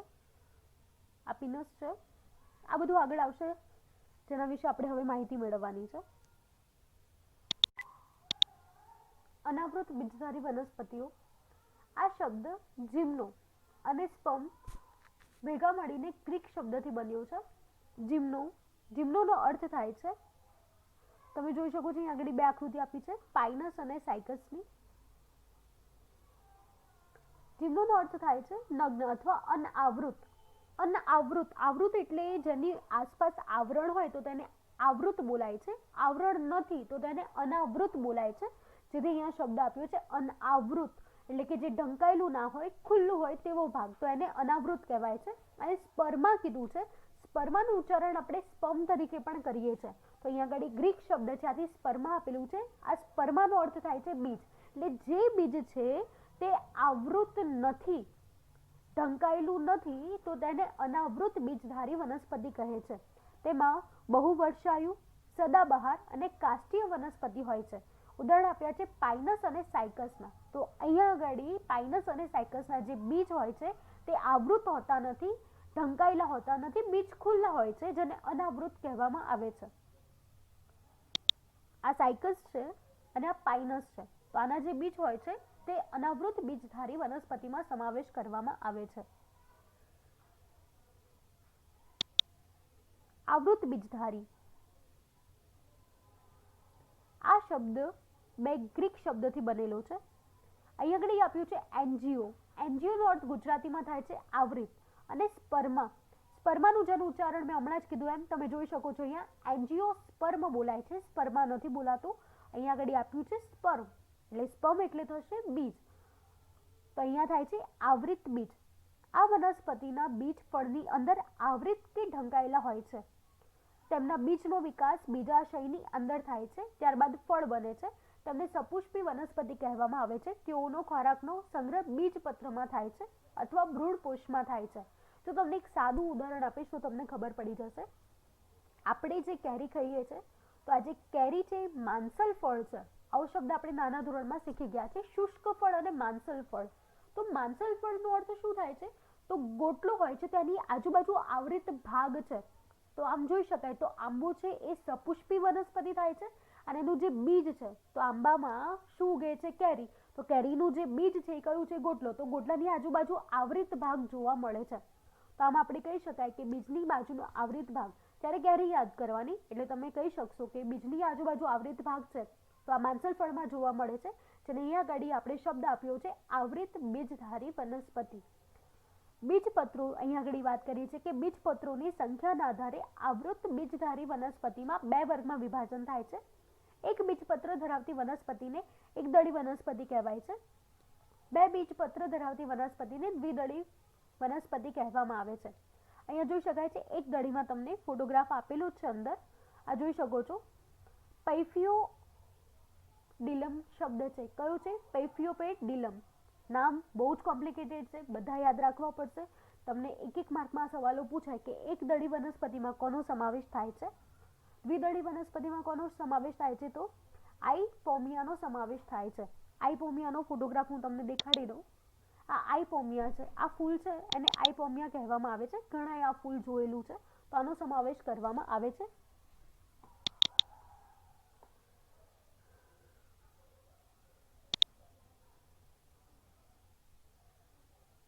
વનસ્પતિનું વર્ગીકરણ આપ્યું છે, જે આપણે હમણાં ઉપર માહિતી મેળવી શીખ્યા તેના ઉપરથી અહીંયા વર્ગીકરણ કર્યું છે, ધ્યાનથી સમજજો. અવિભેદિત વનસ્પતિ દેહ, જેને સુકાયક કહેવાય છે, થેલોફાઇટા ઇંગ્લિશમાં બોલવામાં આવે છે. સુકાયકમાં આપણે જોયા હતા ઘણી બધી વનસ્પતિમાં, જેમાં અલ્વા, કારા, ક્લેડોફોરા, સ્પાયરોગાયરા એ બધા થશે તો એ સુકાયક થશે વનસ્પતિ. નામ યાદ રાખજો સુકાયકના. પછી વિભેદિત વનસ્પતિ આપણે જોયું હતું, જેમાં વાહક પેશી અને વાહકધારી, વાહક પેશી વિહીન હતી અને વાહકધારી હતી. એટલે જેમાં વાહક પેશી વિહીનમાં પાણી અને અન્ય દ્રવ્યોનું વહન થઈ શકે તેવી પેશી ના હોય તે વાહક પેશી વિહીન હતી, અને બીજું હતું વાહકધારી. તો જે દ્વિઅંગી વનસ્પતિ હતી જેને આપણે બ્રાયોફાઇટા શબ્દ વાપર્યો હતો, જેમાં રિક્સિયાનો સમાવેશ થતો હતો, માર્કેન્શિયાનો સમાવેશ થતો હતો, અને જે શેવાળ હોય છે જેને ફ્યુનારિયા ઇંગ્લિશમાં બોલાય છે તેનો સમાવેશ આમાં કરવામાં આવતો હતો. વાહકધારીની વાત કરીએ તો તેમાં પણ બે પ્રકાર પડે છે, જેમાં બીજ ઉત્પન્ન ન કરતી વનસ્પતિઓ હોય છે જેને ત્રિઅંગી કહેવાય છે, જેને ઇંગ્લિશમાં મેં કીધું હતું ટેરિડોફાઇટા કહેવામાં આવે છે, જેમાં માર્સિલિયા, હંસરાજ, ઇક્વેસેટમ વગેરેનો સમાવેશ થતો હતો, જેમાં પ્રજનન અંગો દેખાતા નથી, અપ્રત્યક્ષ સ્વરૂપે હોય છે, આવું આપણે આગળ જોયું હતું પેરેગ્રાફમાં. એટલે અહીંયા યાદ રાખજો એ ત્રિઅંગી વનસ્પતિ છે. બીજ ઉત્પાદન કરવાવાળી વનસ્પતિઓ સપુષ્પી વનસ્પતિનો સમાવેશ થાય છે. એમાં બે પ્રકાર પડે છે. બીજ બન્યું, પણ બીજમાં પણ આપણે જોયું બે પ્રકાર હોય છે. કેટલાક બીજ હોય છે એની આજુબાજુ માંસલ ભાગ હોય છે, જ્યારે કેટલાક બીજ હોય છે તેમાં માંસલ ભાગ જોવા મળતો નથી. જેમ કે આપણે જોઈએ વટાણા છે, તેમાં માંસલ ભાગ જોવા મળતો નથી, સૂકો ભાગ હોય છે એ, અને એ સીધું બીજ હોય છે. જ્યારે આપણે કેરીની વાત કરીએ, ચીકુની વાત કરીએ તો એ બધામાં માંસલ ભાગ જોવા મળે છે. ઇવન દાડમ પણ તમે જોશો તો દાડમની અંદર પણ નાનો બીજ જોવા મળતો હોય છે. તો આ બધા છે જેમાં માંસલ ભાગ હોય છે અને બીજની આજુબાજુ હોય છે, તો એવા બધાને શું બોલાશે? અનાવૃત બીજ કહેવામાં આવે છે, આવૃત બીજ કહેવામાં આવે છે. અને જેમાં નથી હોતા એમાં અનાવૃત બીજ કહેવાય છે. અનાવૃત શબ્દ પહેલા જ કીધું, બીજની આસપાસ કોઈ પણ વિસ્તાર ના હોય, એટલે કે આવૃત ભાગ ન હોય, ખુલ્લો ભાગ હોય તો તેને અનાવૃત બીજ કહેવાશે. અને આવી વનસ્પતિ છે જેમાં જિમ્નોસ્પર્મનો એટલે કે અનાવૃત બીજધારી વનસ્પતિનો સમાવેશ કરવામાં આવે છે. જેમાં આપણે અનાવૃત બીજધારી વનસ્પતિના ઉદાહરણ જોયા હતા, જેમાં બહુવર્ષાયુ, સદાબહાર અને કાસ્ટિયાનો સમાવેશ થાય છે. જેના ઉદાહરણમાં સ્પાઇનસ અને સાયકસનો સમાવેશ થતો હતો. ફળમાં આવૃત બીજવાળી વનસ્પતિ તો તેને આવૃત બીજધારી વનસ્પતિ કહેવાશે. એમાં પણ બે પ્રકાર પડે છે, જેમાં એક છે એકદળી અને બીજું છે દ્વિદળી. જેમાં બે બીજપત્રવાળા બીજ હોય તો એ દ્વિદળી થશે, અને એક બીજપત્રવાળા બીજ હશે તો એકદળી થશે. આખું વનસ્પતિનું વર્ગીકરણ છે કે આ રીતે વનસ્પતિને વર્ગીકૃત કરવામાં આવી છે. અહીંયા આગળ પ્રવૃત્તિ કરી છે. આપણે એકદળી અને દ્વિદળી નાના ધોરણમાં શીખીને આવ્યા છીએ કે આપણે પાણીમાં પલાળી અને જો બે ભાગ થાય છે તો તેને દ્વિદળી વનસ્પતિ કહેવાશે, અને બે ભાગ નથી થતા અને ભૂકો થઈ જાય છે તો તેને એકદળી વનસ્પતિ કહેવામાં આવે છે, જેનો પ્રયોગ અહીંયા આગળ દેખાડ્યો છે. જુઓ, પીજવેલા, ચણા, ઘઉં, મકાઈ, વટાણા, આંબલીના બીજ લેવાના છે. પીજવેલા બીજ પાણીમાં અભિશોષણના કારણે નરમ થાય છે અને બીજને બે ભાગમાં વહેંચવા પ્રયત્ન કરો. શું આમાંના બધા જ ફાટીને બે સરખા ભાગમાં વહેંચાઈ જાય છે? તો નથી વહેંચાતા. જે દ્વિદળી વનસ્પતિ હશે, અને મોટાભાગે કઠોળનો સમાવેશ આમાં થાય છે કે તે બે સરખા ભાગમાં વહેંચાય છે. જે બીજ બે અડધા ભાગમાં દેખાય છે તેને દ્વિદળી બીજ કહેવાય છે, અને જે તૂટતા નથી અને બે ભાગમાં વહેંચાતા નથી તેને એકદળી બીજ કહેવામાં આવે છે. તો અહીંયા આગળ આપણે હવે આના વિશે જ માહિતી મેળવવાની છે. એટલે અહીંયા આગળનું વર્ગીકરણ વનસ્પતિનું ખાસ યાદ રાખજો. હવે વનસ્પતિનું વર્ગીકરણ જેના આધારે થયું છે તેની માહિતી પૂરી થાય છે. હવે પ્રાણી સૃષ્ટિની વાત થાય છે કે આપણે જે પ્રાણી સૃષ્ટિમાં સજીવો છે તેમાં વર્ગીકરણ કેવી રીતે કરવામાં આવ્યું છે, પ્રાણી સૃષ્ટિના લક્ષણો કયા છે તેના વિશે પણ તમને પૂછાઈ શકે છે. તો આ જે પેરેગ્રાફ છે એમાં પ્રાણી સૃષ્ટિના લક્ષણો વિશે માહિતી આપવામાં આવી છે. આ વર્ગમાં સુકોષ કેન્દ્રીય, બહુકોષીય અને વિષમપોષી સજીવોને મૂકવામાં આવ્યા છે. તેઓના કોષોમાં કોષ દિવાલ જોવા મળતી નથી. મોટાભાગના પ્રાણીઓ પ્રચલનશીલ હોય છે. શરીર રચના તેમજ વિવિધીકરણના આધારે તેઓનું આગળ વર્ગીકરણ કરવામાં આવ્યું છે. તો તેના આધારે વર્ગીકરણ થયું છે, તો શરીર રચના અને વિભેદીકરણના આધારે વર્ગીકરણ કરવામાં આવ્યું છે. અને 3 વર્ગ તો જોયા, સુકોષ કેન્દ્રીય, બહુકોષીય અને વિષમપોષી સજીવોને આ રીતે મૂકવામાં આવ્યા છે. પહેલી વાત કરી છે છિદ્રકાય, સછિદ્રાની, જેમાં પોરીફેરા શબ્દનો અર્થ થાય છે, પોરીફેરા એટલે કે છિદ્રકાય, ઇંગ્લિશમાં પોરીફેરા બોલાય, એટલે ઘણીવાર છે ને છિદ્રકાય શબ્દ ગુજરાતીમાં નહીં આપ્યો હોય, પોરીફેરા પણ આપેલો હશે, એટલે તમારે બંને યાદ રાખવાના છે. પોરીફેરા શબ્દનો અર્થ થાય છે છિદ્રયુક્ત સજીવ. તે સ્થાયી સજીવ છે, કોઈ એક આધાર સાથે ચોંટીને રહે છે અને સંપૂર્ણ શરીરમાં અનેક છિદ્રો ધરાવે છે, એટલે તેનું શરીર છિદ્રોવાળું જોવા મળે છે. આ છિદ્રો શરીરમાં હાજર નલિકા તંત્ર સાથે જોડાયેલા હોય છે, જેના માધ્યમથી શરીરમાં પાણી, ઓક્સિજન અને ખોરાકનું વહન થાય છે. તેઓનું શરીર કઠણ આવરણ અથવા બાહ્ય કંકાલ દ્વારા ઢંકાયેલું હોય છે. તેઓની શરીર રચના અત્યંત સરળ હોય છે. તેઓને સામાન્યતઃ વાદળી કે સ્પોન્જિલાના નામથી ઓળખાય છે. આપણે જેને સ્પંજ કહીએ છીએ ને એવું શરીર ધરાવે છે, છિદ્રોવાળું. આથી ઘણીવાર ઘણાને કન્ફ્યુઝન થાય છે આ વાદળી શું છે, અને ગુજરાતીમાં પણ આવો ઘણીવાર શબ્દ સાંભળ્યો છે. સ્પંજને ગુજરાતીમાં વાદળી કહેવામાં આવે છે. આથી વાદળી એટલે તમારે સમજી લેવાનું સ્પંજની વાત થાય છે ને. ઘણાએ સ્પંજ જોયો હોય છે, નરમ હોય છે, દબાઈ શકાય તેવો હોય છે. અહીંયા ઉદાહરણ એટલા માટે આપ્યું છે કે આપણે સ્પંજને પાણીમાં નાખીએ તો જોઈએ છે કે પાણીને શોષી લે છે અને એમાં નાના નાના છિદ્રો આવેલા છે. આથી અહીંયા આગળ વાત કરી છે કે તે વાદળી કે સ્પોન્જિલાના નામથી ઓળખાય છે. જેઓ મોટા ભાગે દરિયાઈ નિવાસસ્થાન ધરાવે છે, એટલે કે દરિયામાં વધારે જોવા મળે છે. આ પ્રકારના જે સજીવો છે તે દરિયામાં વધારે જોવા મળે છે. સાયકોન, યુપ્લેક્ટેલિયા અને સ્પોન્જિલા વગેરેનો સમાવેશ થાય છે. અહીં આગળ ફોટોગ્રાફ આપેલા છે, જોઈ શકો છો. આનો સમાવેશ થાય છે. સાયકોન, યુપ્લેક્ટિયા અને સ્પોન્જિલાનો સમાવેશ કરવામાં આવે છે. આ યુક્લિપ્ટિયા, જો છિદ્રો દેખાય છે, બધા છિદ્રો છે. આ યુક્લિપ્ટિયાનો ફોટો છે, જોઈ શકો છો, અંદર છિદ્રો આવેલા હોય છે. આ સ્પોન્જિલા સ્પંજ જેવું દેખાય છે, પણ ખરેખર વાસ્તવિકતામાં સ્પંજ નથી. અંદર તમે જોઈ શકો છો ઘણા બધા નાના નાના છિદ્રો આવેલા હોય છે. આ સ્પંજ ઉપરથી જ આનું નામ સ્પોન્જિલા પાડવામાં આવ્યું છે. જેમ સ્પંજ હોય છે જેમાં ઘણા બધા છિદ્રો હોય છે, તે જ રીતે આમાં હોય છે, આથી આનું નામ સ્પોન્જિલા પાડ્યું છે. આ સી ફ્લાવર છે, આગળ આના વિશે માહિતી મેળવવાની છે. સી ફ્લાવરની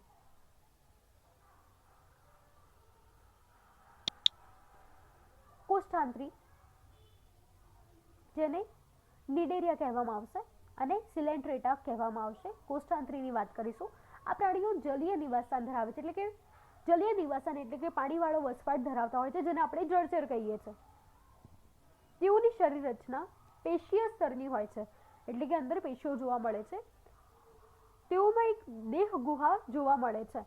તેમના શરીરની રચના હોય છે તેમાં દેહ ગુહા જોવા મળે છે. તેઓનું શરીર 2 સ્તરનું કોષીય સ્તરથી બનેલું છે, જેમાં આંતરિક સ્તર તેમજ બાહ્ય સ્તર એમ 2 પ્રકારે હોય છે. તેઓની કેટલીક જાતિઓ સમૂહમાં કે વસાહતી સ્વરૂપમાં હોય છે, જેવી કે પ્રવાળ કે પરવાળા, અને કેટલીક જાતિઓ એકાકી હોય છે, જેવી કે હાઇડ્રા કે જળવ્યાળ. ઉદાહરણ આપ્યા છે હાઇડ્રા, સમુદ્ર ફૂલ અને જેલીફિશ વગેરેનો સમાવેશ થાય છે. પરવાળાના ટાપુ વિશે તમે સાંભળ્યું હશે. જામનગરમાં દરિયાઈ રાષ્ટ્રીય ઉદ્યાન આવેલું છે. આના વિશે તમે સમાજમાં માહિતી મેળવેલી છે, જ્યાં આગળ પરવાળાના ટાપુઓ જોવા મળે છે. તો ધ્યાન રાખજો, પરવાળાના ટાપુઓ ત્યાં આગળ આવેલા છે, તે સમુદ્રી જીવ છે. અહીં આગળ તમને ફોટોગ્રાફ આપેલો છે હાઇડ્રાનો અને સમુદ્ર ફૂલનો, જોઈ શકો છો. સમુદ્ર ફૂલ અને હાઇડ્રા છે, જેને ગુજરાતીમાં હાઇડ્રાને જળ વ્યાળ કહેવામાં આવે છે. આ સી ફ્લાવર છે. આ સમુદ્ર ફૂલ, જે હાઇડ્રાની વાત કરીને આ એનો ફોટો છે. રચના જોઈ શકો છો હાઇડ્રાની, અને ચોપડીમાં પણ રચના આપેલી છે, તો ઘણી સરખી છે. હાઇડ્રાની રચના એકવાર દોરી લોજો, કેમ કે આમાં ડંખ કોષો પણ છે, સ્પર્શક પણ આપેલા છે, અધિસ્તર, તેનું મોં પણ આપેલું છે, ત્યાંથી તે ખોરાકને લે છે. એટલે આ ખાસ યાદ રાખજો. સમુદ્રી ફૂલ છે, જેનો ફોટોગ્રાફ મેં તમને દેખાડ્યો, જેને ઇંગ્લિશમાં સી ફ્લાવર કહેવામાં આવે છે, સમુદ્રી ફૂલ. આ જોઈ શકો છો, આ સમુદ્રી ફૂલ છે.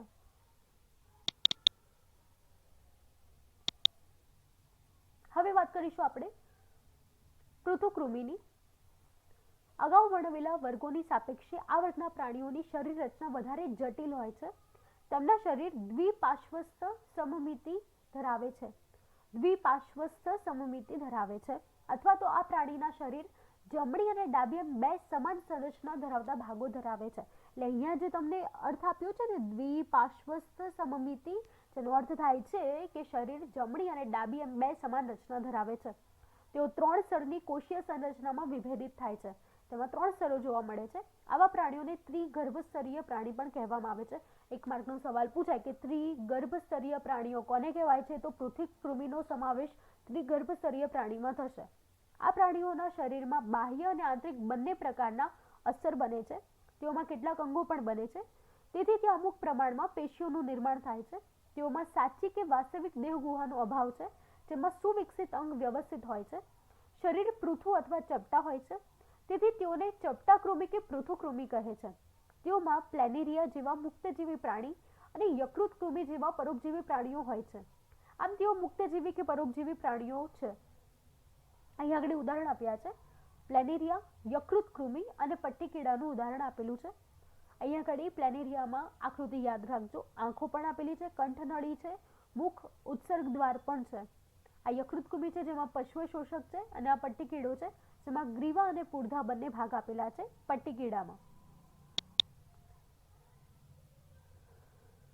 આ જેલીફિશનો ફોટો છે જેના વિશે માહિતી આવશે તમારે. જ્યાં પ્લેનેરિયાની વાત કરી છે ને, જોઈ શકો છો, જેની આપણે રચનામાં જોઈ હતી 2 આંખો. આ જોઈ શકો છો, આ 2 આંખો છે ને વચ્ચેનો ભાગ છે. આ જુઓ, આ 2 આંખો અને વચ્ચેનો ભાગ, અને આ ફોટોગ્રાફમાં જોઈ શકો છો આ 2 આંખો અને વચ્ચેનો ભાગ છે.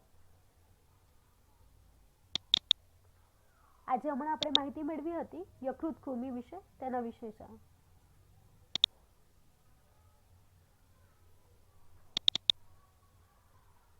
આજે પટ્ટીકીડાની વાત કરી હતી તે જોઈ શકો છો, આ રચના છે એની.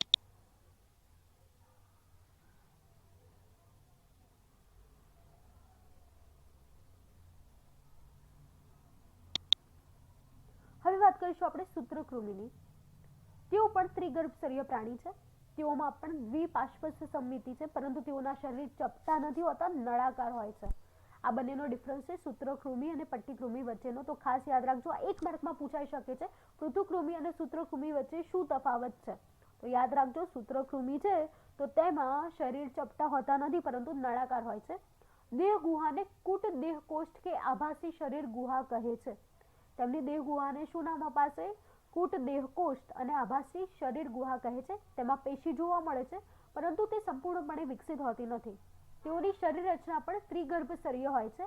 મોટાભાગના પરોપજીવી હોય છે. પરોપજીવી હોવાના કારણે તેઓ બીજા પ્રાણીઓમાં રોગ ઉત્પન્ન કરે છે, જેમ કે ગોળ કૃમિ, હાથી પગાનું કૃમિ અને કરમિયા. આ બધું જ આપણે કેવી રીતે બીમાર પડીએ છીએ, જેનો પાર્ટ 13 છે તેમાં ફોટોગ્રાફ પણ દેખાડ્યા છે, અને તેમાં વાત પણ કરી છે કે હાથી પગા નામનો જે રોગ થાય છે તે રોગ શેના લીધે થાય છે, કયા વાયરસના લીધે થાય છે, તેના વિશે માહિતી મેળવી છે. તો આ જે ગોળ કૃમિ છે તેના ફોટોગ્રાફ પણ એમાં મેં દેખાડ્યા છે. તો 13મો પાઠ છે તે ખાસ ધ્યાનથી સમજજો, તો અહીંયા આગળ આ પાઠમાં સરળતા રહેશે. આપણે શા માટે માંદા પડીએ છીએ પાઠમાં આ બધી જ માહિતી આપેલી છે. તો આ જે ગોળ કૃમિ, હાથી પગાનું કૃમિ છે તે બધાનો સમાવેશ સૂત્રકૃમિમાં કરવામાં આવશે. તો આ જે ફોટો છે તે ગોળ કૃમિનો અને તેના ફોટોગ્રાફ અહીંયા આગળ આપેલા છે. નામ જોઈ લઈએ. આ કરમિયો અને આ છે વુકેરિયા. આ વુકેરેરિયા છે, જોઈ શકો છો. આ હાથી પગાની આપણે વાત કરી હતી, જેના ફોટોગ્રાફ મેં પાઠ 13માં પણ તમને દેખાડ્યા છે. તો આ તેનું છે. આ રાઉન્ડ કૃમિ જે હતી તેની પણ વાત કરી હતી. ગોળ કૃમિ કહેવાય છે, રાઉન્ડ વર્મ્સ કહેવાય છે. રાઉન્ડ એટલે ગોળ અને વર્મ એટલે કૃમિ. તો જે નાના બાળકોને જોવા મળે છે તેના ફોટોગ્રાફ છે. આ જોઈ શકો છો, આ અળસિયા છે, અર્થવર્મ, જેના વિશે પણ માહિતી મેળવવાની છે. એટલે આગળ અળસિયાના ફોટા છે. આગળ એના વિશે વધારે માહિતી મેળવીશું.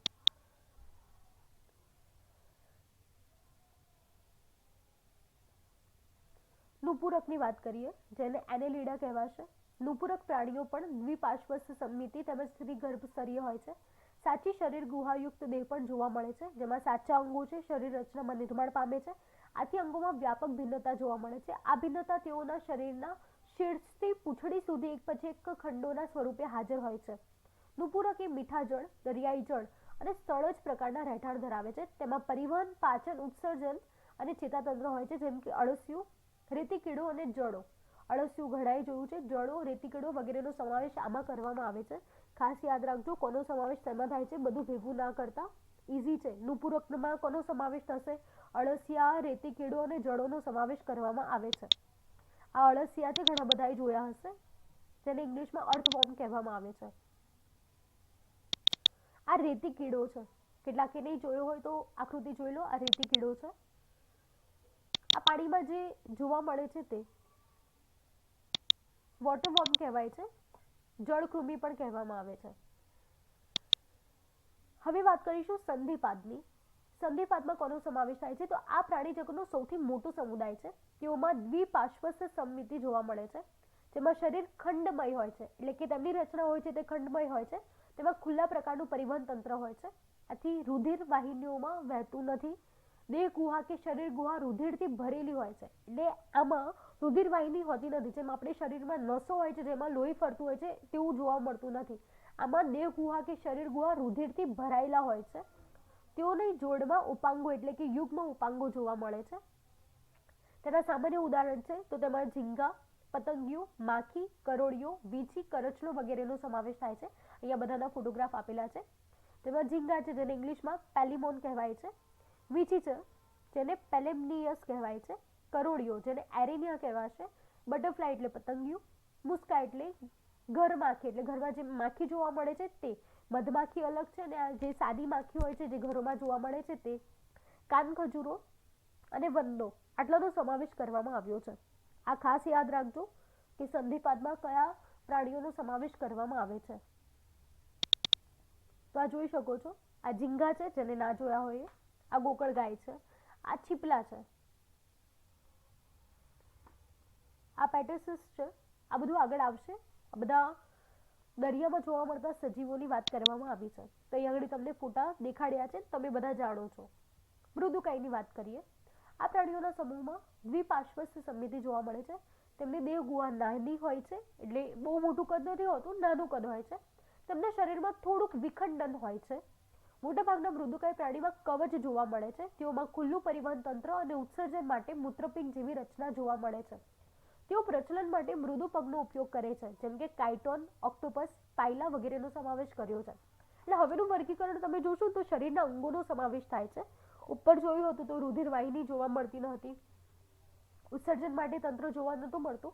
પરંતુ હવે આપણે વાત કરીએ તો હવે ધીમે ધીમે આપણે જોઈ શકીએ છીએ કે વિવિધ અંગોનો સમાવેશ કરવામાં આવ્યો છે. તો અહીંયા જોઈ શકાય છે કે મૃદુકાય પ્રાણીઓ છે તો એમાં ઉત્સર્જન તંત્ર માટે મૂત્રપિંડ પણ હોય છે અને મૃદુ પ્રભુ એટલે કે હલનચલન માટે પગની રચના પણ જોવા મળે છે. જેમાં અહીંયા આગળ જોઈ શકો છો કાયટોન એટલે કે અષ્ટકવચ આપેલું છે. ઓક્ટોપસ છે જેને અષ્ટસૂત્રાંગી પણ કહેવામાં આવે છે. પાયલા અને ઉનિયો આ મૃદુકાય પ્રાણીઓનો સમાવેશ કરેલો છે.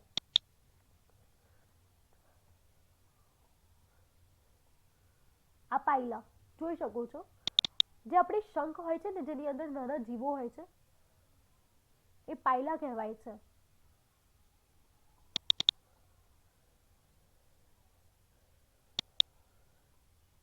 ઓક્ટોપસ તો આગળ ફોટો આવી ગયો હતો, તમે બધાએ જોયો છે ઓક્ટોપસ. હવે વાત કરીશું શૂળત્વચીની. ગ્રીકમાં તેને એકિનો કહેવાય છે. સ્પેલિંગ ખાસ ધ્યાનમાં લેજો, એકિનો ઉચ્ચારણ થશે. એકિનોનો અર્થ થાય છે કંટકીય નલિકામય રચના અને તેને ડર્મા, ડર્મા એટલે થાય છે ત્વચા. ધ્યાન રાખજો, એકિનોડર્મા કહેવાશે. આથી આ પ્રાણીઓની ત્વચા કાંટા જેવી શૂળીય રચના ધરાવે છે. તેઓ મુક્તજીવી દરિયાઈ પ્રાણીઓ છે, એટલે મોટા ભાગે દરિયામાં જોવા મળે છે. તેઓ દેહ ગુહા કે શરીર ગુહાયુક્ત ત્રિગર્ભસ્તરીય પ્રાણી છે. તેઓમાં વિશિષ્ટ પ્રકારનું જલ પરિવહન નલિકા તંત્ર જોવા મળે છે, જે તેઓને પ્રચલનમાં સહાયક બને છે. તેઓમાં કેલ્શિયમ કાર્બોનેટનું સખત કંકાલ હોય છે. શૂળો જોવા મળે છે, જેમ કે તારા માછલી, સાગરગોટા વગેરે. અહીં આગળ તમને કેટલાક અન્ય નામ આપ્યા છે, જેમાં પંખ તારા, બરડ તારા, સમુદ્ર કાંકડી, સાગરગોટા, સમુદ્ર તારા અથવા તારા માછલીનો સમાવેશ કરવામાં આવે છે. કેટલાક ફોટોગ્રાફ હોય તો આપણે જોઈ લઈએ. આ તારા માછલી છે, આ હોલોથુરિયા છે. તમે જોઈ શકો છો તો કાંટાવાળી રચના એમાં જોવા મળતી હશે. આ સ્ટારફિશ છે. હવે વાત કરીશું પ્રાથમિક મેરુદંડી, જેને પ્રોટોકોર્ડેટા કહેવામાં આવે છે, પ્રમેરુદંડી પણ કહેવામાં આવે છે. દ્વિપાર્શ્વસ્થ, સમમિતિ, ત્રિગર્ભસ્તરીય તેમજ દેહયુક્ત પ્રાણીઓ છે. તેમની શરીર રચનામાં વધારાના કેટલાક નવા લક્ષણો જોવા મળે છે. એટલે હવેનું વર્ગીકરણ છે જેમાં લક્ષણોનું પ્રમાણ ધીમે ધીમે વધે છે. નવું લક્ષણ તેમના જીવનની કેટલીક અવસ્થામાં નિશ્ચિતપણે હાજર હોય છે. મેરુદંડી એક લાકડી જેવી લાંબી રચના ધરાવે છે, જે પ્રાણીઓમાં પૃષ્ઠમાં જોવા મળે છે. તે ચેતાપેશીને અન્ન ભાગથી અલગ કરે છે. એટલે ખાસ યાદ રાખજો, જે ચેતાતંત્ર છે, ચેતાપેશીઓ છે, જેને અન્ન માર્ગમાંથી અલગ કરવામાં આવે છે. એટલે પ્રાથમિક મેરુદંડીમાં ચેતાપેશી અને અન્ન માર્ગ છે તે એકબીજાથી અલગ હોય છે. તે સ્નાયુને જોડવાનું સ્થાન પણ આપે છે. આનાથી પ્રચલન સરળતાથી થઈ શકે. પ્રાથમિક મેરુદંડી પ્રાણીઓમાં તેમના જીવનની બધી જ અવસ્થા સુધી મેરુદંડ હાજર રહેતો નથી. આ દરિયાઈ પ્રાણી છે, જેમ કે બાલાનોગ્લોસસ, હર્ડમેનિયા અને એમ્ફિઓક્સિસનો સમાવેશ કરવામાં આવે છે. આ ખાસ આકૃતિ યાદ રાખજો, જેમાં સૂંઢ, પટલ, કોલર, શ્વાસ પ્રદેશ છે, ઝાલર છિદ્રો છે, પૃષ્ઠીય વળેલા છે, જનનીય પક્ષો આવેલા છે, મધ્ય પૃષ્ઠ રેખા, અધ્યાંત્ર, યકૃતનો પ્રદેશ. એટલે દેખો હવે દરેક અંગોનું પ્રમાણ ધીમે ધીમે હવે વધે છે. અને અહીંયાથી ખોરાક છે તે બહાર નીકાળવા માટે ઉત્સર્ગ દ્વાર પણ આપેલું છે.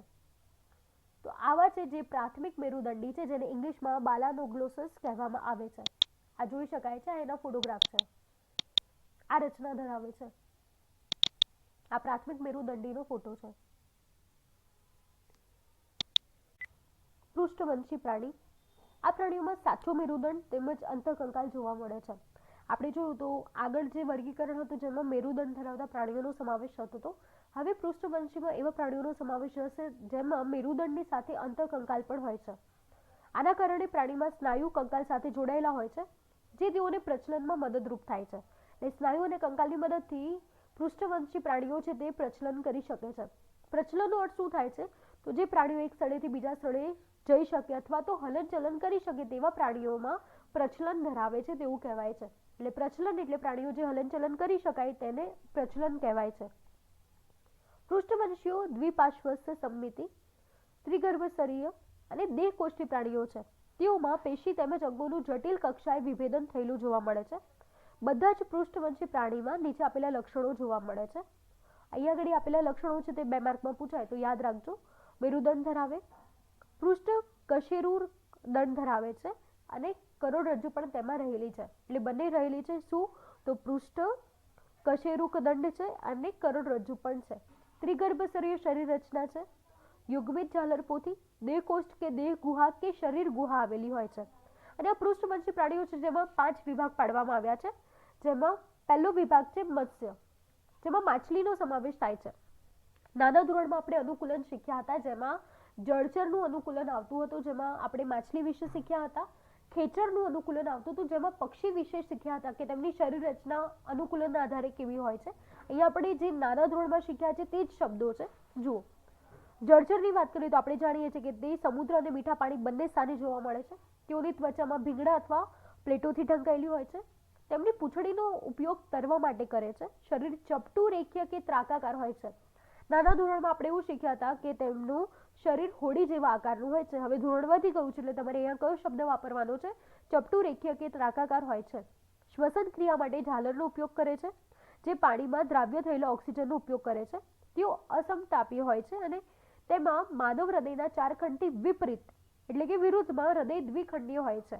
એટલે અહીંયા ગાડી તેમનું જે હૃદય છે તે માણસોનું જે 4 ખંડમાં હોય છે તેના બદલે હૃદય 2 ખંડમાં હોય છે. આપણે જાણીએ છીએ કે ડાબું, જમણું, કર્ણક અને ક્ષેપક આમ 4 ભાગો પડે છે.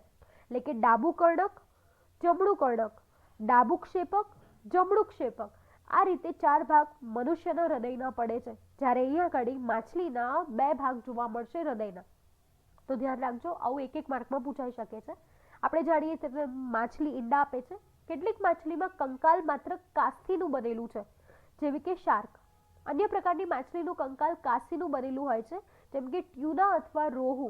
આ ખાસ યાદ રાખજો, એક માર્કમાં પૂછાય કે કઈ માછલીનું કંકાલ અસ્થિમાં બનેલું છે, તો ઉદાહરણ આપશો તો ટ્યુના અથવા રોહુનું આવશે. અને કાસ્તીની વાત કરીશું તો તેમાં શાર્કનો સમાવેશ કરવામાં આવશે. અહીંયા તમને મેન્ડેરિયમ ફિશ આપી છે, એંગલર ફિશ આપી છે, સાથે સાથે લાઇન ફિશ છે, જોઈ શકો છો આગળ સાથે લાઇન ફિશ આપેલી છે. ઇલેક્ટ્રિક રે ફિશ છે જેને ટોર્પેડો કહેવાય છે, સ્ટ્રિંગ રે છે, ડોગ ફિશ આપી છે. આ તેની રચના છે, જોઈ શકો છો. આ ટુના માછલીની જે વાત કરી હતી, આ ટુના માછલીનો ફોટો છે. આ રોહુ ફિશ છે. આ મેન્ડેરિયન ફિશ છે જે હમણાં આપણે જોઈ હતી. તમે રંગ જોઈ શકો છો આ માછલીના, આટલી સુંદર દેખાય છે. ચોપડીમાં પણ પ્રયત્ન કર્યો છે તમને આવી સુંદર આકૃતિ દેખાડવા માટે, જોઈ શકો છો. આ મેન્ડેરિયન ફિશ છે, કલરિંગ બતાવી છે, જોઈ શકો છો.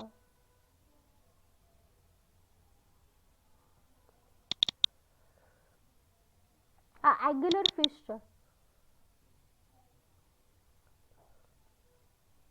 આ માછલીના દાંત જોઈ શકો છો, તેની શરીરની રચના પણ જોઈ શકો છો. આ એંગ્યુલર ફિશનો ફોટો છે. આ લાઇન ફિશનો ફોટો છે. આ લાઇન ફિશ જોઈ શકો છો. આ જે આપેલી છે આકૃતિ લાઇન ફિશ, તેનો ફોટો છે.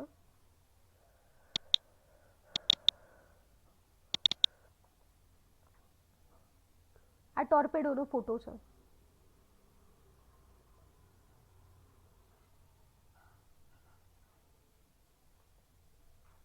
આ ડોગ ફિશ છે.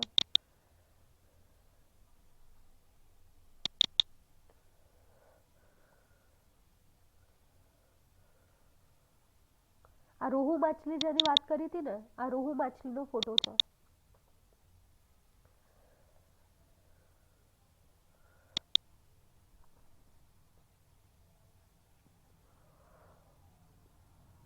જુઓ, અહીંયા રોહુની વાત કરી હતી જેનો ફોટો આપણે જોયો. સમુદ્ર ઘોડો છે, તેનો ફોટો આપણે જોઈએ આગળ. ઉડતી માછલી છે. આ રચના બધી જોજો, દરેકમાં રચના અલગ અલગ હોય છે. આ ક્લાઇમ્બિંગ પર્ચ છે. આ બધી માછલીના ફોટો જોઈ લઈએ એકવાર. આ દરિયાઈ ઘોડો છે. આ ફ્લાઇંગ ફિશનો ફોટો છે. આ ફ્લાઇંગ ફિશ છે. તમે જોઈ શકો છો ફ્લાઇંગ ફિશ એટલા માટે કારણ કે વિમાન જેવી રચના ધરાવે છે. તેની પાંખ છે તો વિમાનનો જેવો આકાર છે તો એવો આકાર છે, એટલે તેનું નામ ફ્લાઇંગ ફિશ પાડ્યું છે. આ પર્ચ, આ ક્લાઇમ્બિંગ પર્ચ જેની વાત કરી હતી તે માછલી છે, ક્લાઇમ્બિંગ પર્ચ. આ સાલામંડર છે જેના વિશે આપણે આગળ જોવાનું છે, જેનો ફોટો છે.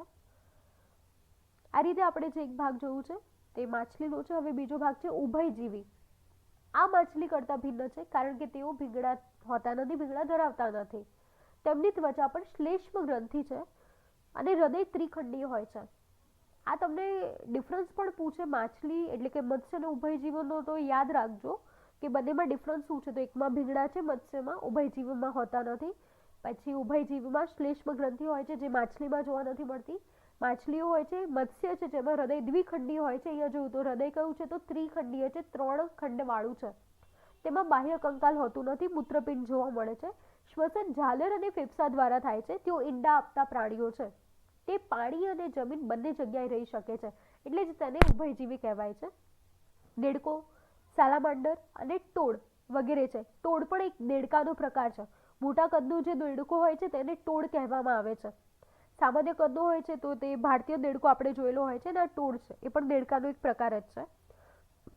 હાયલા છે, ટ્રી ફ્રોગ છે, જે ઝાડ ઉપર જે દેડકા રહે છે એને ટ્રી ફ્રોગ કહેવામાં આવે છે. જેના ફોટોગ્રાફ થોડા દેખાડીશ એટલે તમને ખ્યાલ આવશે. ખૂબ જ સુંદર હોય છે દેખાવમાં. આ સાલામાન્ડર છે. આ ટોડ છે, જોઈ શકો છો. આ દેડકાનો જ પ્રકાર છે, ટોડ. આ ભારતીય દેડકો નથી. ભારતીય દેડકો અલગ પ્રકારનો દેખાય છે. આ જે સાદો દેડકો હોય છે તેની આકૃતિ છે. આ જે વાત કરી હતી હમણાં તે આ જે દેડકો હોય છે તેને ટ્રી ફ્રોગ કહેવામાં આવે છે, જોઈ શકો છો. આ ટ્રી ફ્રોગ છે જે ઝાડ પર રહે છે, તેની આંખો લાલ રંગની હોય છે. આ ટ્રી ફ્રોગ છે, લાલ આંખો વાળું ટ્રી ફ્રોગ. આ ડ્રેકો છે, જોઈ શકો છો. આ ડ્રેકો છે, આ હવામાં ઉડતી ગરોળી છે, ડ્રેકો, જેના વિશે તમારે શીખવાનું છે, આગળ આવશે. આ પ્રાણીઓ ઠંડા રુધિરવાળા છે, તેમના શરીર ભીંગડા દ્વારા આવૃત હોય છે. સરીસૃપની વાત કરી છે, ધ્યાન રાખજો. તેઓમાં શ્વસન ફેફસા દ્વારા થાય છે. હૃદય સામાન્યતઃ ત્રિખંડીય હોય છે, પરંતુ મગરમચ્છ એટલે કે મગર છે તેનું હૃદય 4 ખંડવાળું હોય છે. મૂત્રપિંડ જોવા મળે છે. તેઓ પણ ઈંડા આપતા પ્રાણી છે. તેઓના ઈંડા કઠણ મજબૂત કવચથી ઢંકાયેલા હોય છે અને ઉભયજીવીની જેમ જ પાણીમાં ઈંડા મૂકવાની આવશ્યકતા તેમને પડતી નથી. જેમ કે કાચબો, સાપ, ગરોળી, મગરમચ્છની વાત કરી છે. કાચબો કેમેલિયોન છે, સાપ છે, નાગ છે અને ઉડતી ગરોળી, જે મેં તમને હમણાં કીધું ને, ડ્રેકો, ઘરની ગરોળી જે બધાએ જોયેલી જ છે.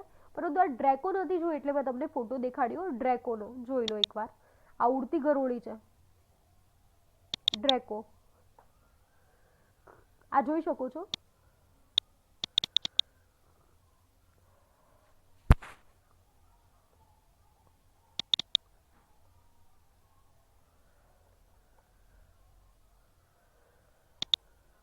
વિહગ આ ઉષ્ણ રુધિરવાળા કે સમતાપી પ્રાણી છે. તેમાં 4 ખંડનું હૃદય ધરાવે છે. ઈંડા મૂકે છે. તેઓમાં 2 જોડ ઉપાંગો હોય છે. તેઓમાં 2 અગ્ર ઉપાંગ ઉડવા માટે હોય છે. વિહગ એટલે તમને ખબર જ છે, ગુજરાતીમાં આવે છે પક્ષીનું સમાનાર્થી વિહગ થાય, એટલે અહીં આગળ વિહગ આપ્યું છે તો પક્ષીની વાત છે. શરીર પાંખોથી ઢંકાયેલું હોય છે. શ્વસન ફેફસા દ્વારા થાય છે. બધા પક્ષીઓને આ વર્ગમાં મૂકવામાં આવે છે. એટલે ખબર પડી કે વિહગની વાત કરી એટલે કોણ આવશે, તો પક્ષીઓ આવશે જે તમે બધાએ જોયેલા છે. સફેદ બગલો આપ્યો છે, નરબતક આપ્યું છે, શામળુક આપેલું છે, કબૂતર અને ચકલી આપેલા છે, જોઈ શકો છો. હવે વાત કરીશું આપણે સસ્તન વર્ગના પ્રાણીની. સસ્તન વર્ગના પ્રાણીઓમાં ઉષ્ણ રુધિરવાળા કે સમતાપી પ્રાણી છે. સસ્તનનું હૃદય 4 ખંડનું છે. આ વર્ગના બધા જ પ્રાણીઓ નવજાત શિશુને પોષણ આપવા માટે સ્તન ગ્રંથિ ધરાવે છે. એટલે કે સસ્તન વર્ગના પ્રાણીઓ હોય છે તો તેઓ બચ્ચાને જન્મ આપે છે. તેમની ત્વચા પર વાળ, પ્રસ્વેદ અને તેલ ગ્રંથિ હોય છે. જો કે કેટલાક પ્રાણીઓ અપવાદ રૂપે ઈંડા પણ આપે છે, જેવા કે શેપો, પ્લેટીપસ એટલે કે બતક ચાંચ, કાંગારૂ જે સસ્તન છે, તેઓ અવિકસિત નવજાતને માર્સુપિયમ નામની કોથળીમાં ત્યાં સુધી લટકાવીને રાખે છે જ્યાં સુધી તેઓ પૂર્ણ વિકાસ પામતા નથી. એટલે જ આપણે જોઈ શકીએ છીએ કે તેમની આગળ કાંગારૂને પેટના ભાગ પાસે કોથળી જેવી રચના હોય છે, બેગ જેવી રચના હોય છે, જ્યાં આગળ પોતાના બાળકને પોષણ આપે છે અને તે સ્વસ્થ થઈ જાય ત્યારે તે ત્યાં આગળ પોતાનો વિકાસ કરે છે. એટલે અહીંયા ગાડી અવિકસિત હશે ત્યાં સુધી તેઓ પોતાની કોથળીમાં લટકાવીને રાખશે. એટલે આ ઉદાહરણમાં કાંગારૂ આવે છે અને જ્યારે વિકાસ થઈ જાય છે ત્યારે તેને છૂટો મૂકી દેવામાં આવે છે. હવે આગળ વાત કરી છે કેરોલસ લિનિયસની. કાર્લ વોન લિને, તેમનો જન્મ સ્વીડનમાં થયો છે. ડોક્ટર હતા, પરંતુ વનસ્પતિનો અભ્યાસ કરવામાં તેમણે ખાસ ધ્યાન કેન્દ્રિત કર્યું હતું. 22 વર્ષની ઉંમરે તેમણે વનસ્પતિઓ પર પહેલું સંશોધન પત્ર પ્રકાશિત કર્યું હતું. તેમણે પોતાનું રિસર્ચ છે વનસ્પતિ પર તે પ્રકાશિત કર્યું. એક ધનવાન અધિકારીના ત્યાં નોકરી કરતા તેઓ તેમના માલિકના બગીચામાં વનસ્પતિઓની વિવિધતાનો અભ્યાસ કર્યો. તેમાં તેમણે 14 પેપરો પ્રકાશિત કર્યા. તેમણે સિસ્ટેમા ન્યુચેરી નામનું પુસ્તક પણ લખ્યું છે. ખાસ યાદ રાખજો કયું, સિસ્ટેમા નેચરી નામનું પુસ્તક લખ્યું છે, જે આગળ જતા વિવિધ વર્ગીકરણ પદ્ધતિનો આધાર બન્યો અને તેના દ્વારા આપેલ વર્ગીકરણ પદ્ધતિમાં સરળ ક્રમમાં આ પ્રકારે વ્યવસ્થિત ગોઠવણી થઈ અને વનસ્પતિઓની ઓળખ સરળતાથી આપણે કરી શક્યા. એટલે વર્ગીકરણ કરવામાં તેમનો મુખ્ય ભાગ ભજવ્યો છે. હવે આપણે જેટલા પણ પ્રાણીઓ જોયા છે તેનું વર્ગીકરણ છે, એટલે ખાસ યાદ રાખજો આપણે કયા કયા ટોપિક શીખ્યા છે ને એ અહીંયા આગળ રજૂ કર્યા છે.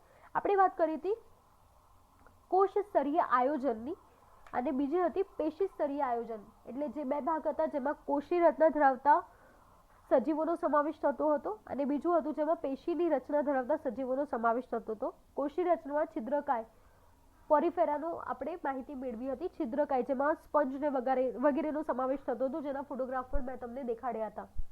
હવે પેશી સ્તરીય રચના છે એમાં અધિસર અને કોષ્ઠીય સ્તરીય વચ્ચે જે દેહ ગુહા હોતી નથી, એટલે કે દેહ હોતો નથી, જેમાં આપણે કોષ્ઠાંતિ, પૃથુકૃમિ વગેરેની માહિતી મેળવી હતી. કુટ દેહ કોષ્ઠી એટલે હવે ધીમે તેમના અંગોમાં વધારો થાય છે.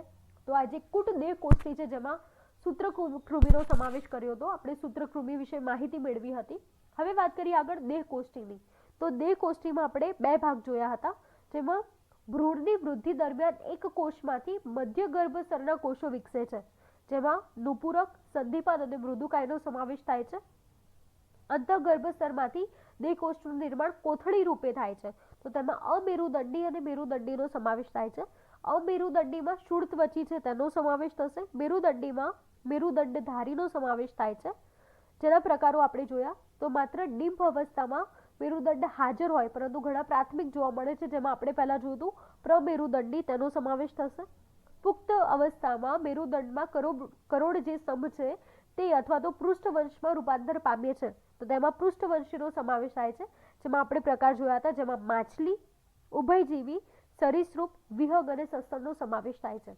માછલી છે તો આપણે લક્ષણ જોઈ લઈએ તો બાહ્ય કંકાલ ભીંગડાનું બનેલું છે, અંતઃકંકાલ કાસ્તી અથવા અસ્થિનું બનેલું છે, શ્વાસોચ્છ્વાસ ઝાલર દ્વારા થાય છે. ઉભયજીવીની વાત કરીએ તો ડિંભાવસ્થા એ ઝાલર, પુખ્ત અવસ્થામાં ફેફસા દ્વારા શ્લેષ્મી ત્વચા ધરાવે છે. આપણે જોયું હતું કે ઉભયજીવી હોય છે તો તેમની જે ત્વચા હોય છે તે શ્લેષ્મવાળી હોય છે. સરીસૃપ વિશે માહિતી મેળવી હતી કે તેમનું બાહ્ય કંકાલ છે એટલે કે બહારનું આવરણ છે તે ભીંગડાવાળું હોય છે, પાણીની બહાર ઈંડા મૂકે છે. વિહંગની વાત કરીએ તો બાહ્ય કંકાલ પીંછાનું બનેલું હોય છે, પાણીની બહાર ઈંડા મૂકે, ઉડવાની ક્ષમતા ધરાવે છે. અને સસ્તન વર્ગની વાત કરીએ તો બાહ્ય કંકાલ વાળનું બનેલું છે, બાહ્ય કણ હોય છે એટલે કે કાનની રચના ધરાવે છે, મુખ્યત્વે બચ્ચાને જન્મ આપે છે. તેના વિશે આપણે માહિતી મેળવી હતી. આ હતું પ્રાણીઓનું વર્ગીકરણ. હવે આવે છે નામકરણ. નામની આવશ્યકતા શું છે અને શા માટે પાડવામાં આવે છે? તો આપણે જાણીએ છીએ કે નીચે આપેલા પ્રાણીઓ છે જે વનસ્પતિના નામ જેટલી ભાષામાં તમે આપી શકો તેટલી ભાષામાં આપવાના છે અને લખવાના છે.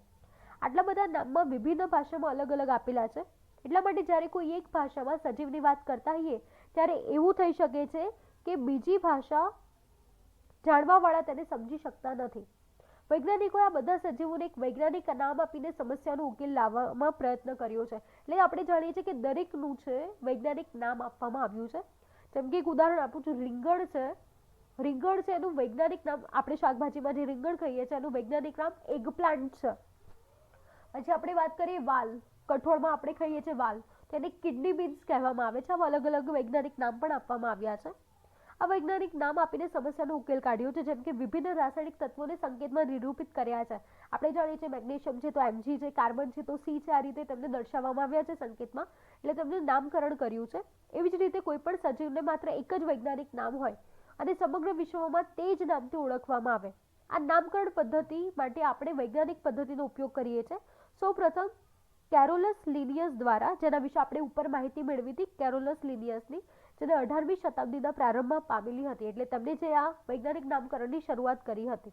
આ એક માર્કમાં સવાલ પૂછાશે કે નામકરણની પદ્ધતિ કોણે શરૂ કરી, તો યાદ રાખજો. વૈજ્ઞાનિક નામકરણ પદ્ધતિ સજીવોને એકબીજામાં જોવા મળતી સમાનતા અને ભિન્નતા પર નિર્ભર કરે છે. એટલે તેમનામાં જે સમાનતા હશે અને જે ભિન્નતા હશે એના આધારે તેમનું નામકરણ થશે. જો કે નામકરણ પદ્ધતિમાં આપણે સજીવના વર્ગીકરણના બધા પદાનુક્રમ કે કક્ષાને ધ્યાનમાં લેતા નથી, પરંતુ માત્ર પ્રજાતિ અને જાતિને ધ્યાનમાં લઈએ છીએ. તેના કક્ષાને ધ્યાનમાં નથી લેતા, પરંતુ તેની જાતિ કઈ છે, પ્રજાતિ કઈ છે, જેના આધારે નામ પાડવામાં આવે છે. નામકરણની પદ્ધતિ માટે કેટલીક સવિશેષ બાબતોનો વિચાર કરી શકાય છે. પ્રજાતિનું નામ અંગ્રેજીમાં મૂળાક્ષરથી શરૂ થવું જોઈએ. જાતિનું નામ નાના અક્ષરથી થવું જોઈએ. એટલે જ્યારે પ્રજાતિનું નામ લખાય તો અંગ્રેજી મૂળાક્ષર જે કેપિટલ લેટર હોય છે તેનાથી શરૂ કરવાનું છે, અને જાતિનું નામ હોય છે તો તે નાના અક્ષરથી શરૂ કરવાનું છે. છાપેલું હોય તો વૈજ્ઞાનિક નામ ઇટાલિકથી લખવું જોઈએ. જો તેઓના હાથથી લખવામાં આવે તો તે પ્રજાતિ અને જાતિ બંનેના નામની નીચે અધો રેખાંકન અલગ અલગ રેખાંકિત કરવું જોઈએ. આ લક્ષણો છે નામ લખવાની પદ્ધતિ છે કે કઈ રીતે તમે નામ લખી શકો છો. તો આ ખાસ યાદ રાખજો. નામકરણ કેવી રીતે કરવામાં આવે છે તેની પદ્ધતિ જણાવો. તો આ 4 પદ્ધતિ દ્વારા તમે નામકરણ કરી શકો છો, લખી શકો છો. બરોબર. તો અહીંયા આગળ આપણે આ પાઠ પૂરો કરીએ છીએ.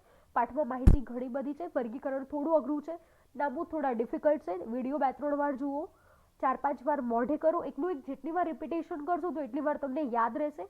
અને ખાસ તમે જે શીખ્યા છો એ વિડીયો ફરીથી 2 વાર જુઓ અને પછી વર્ગીકરણને સમજો. તમે કયા કયા મુદ્દા જોયા છે અને આ જે મુદ્દા સમજે છે તેનું વર્ગીકરણ કેવી રીતે કરવામાં આવ્યું છે, તો તમને આ પાઠ આવડી જશે. તો અહીંયા આગળ આપણો આ વિડીયો પૂરો થાય છે.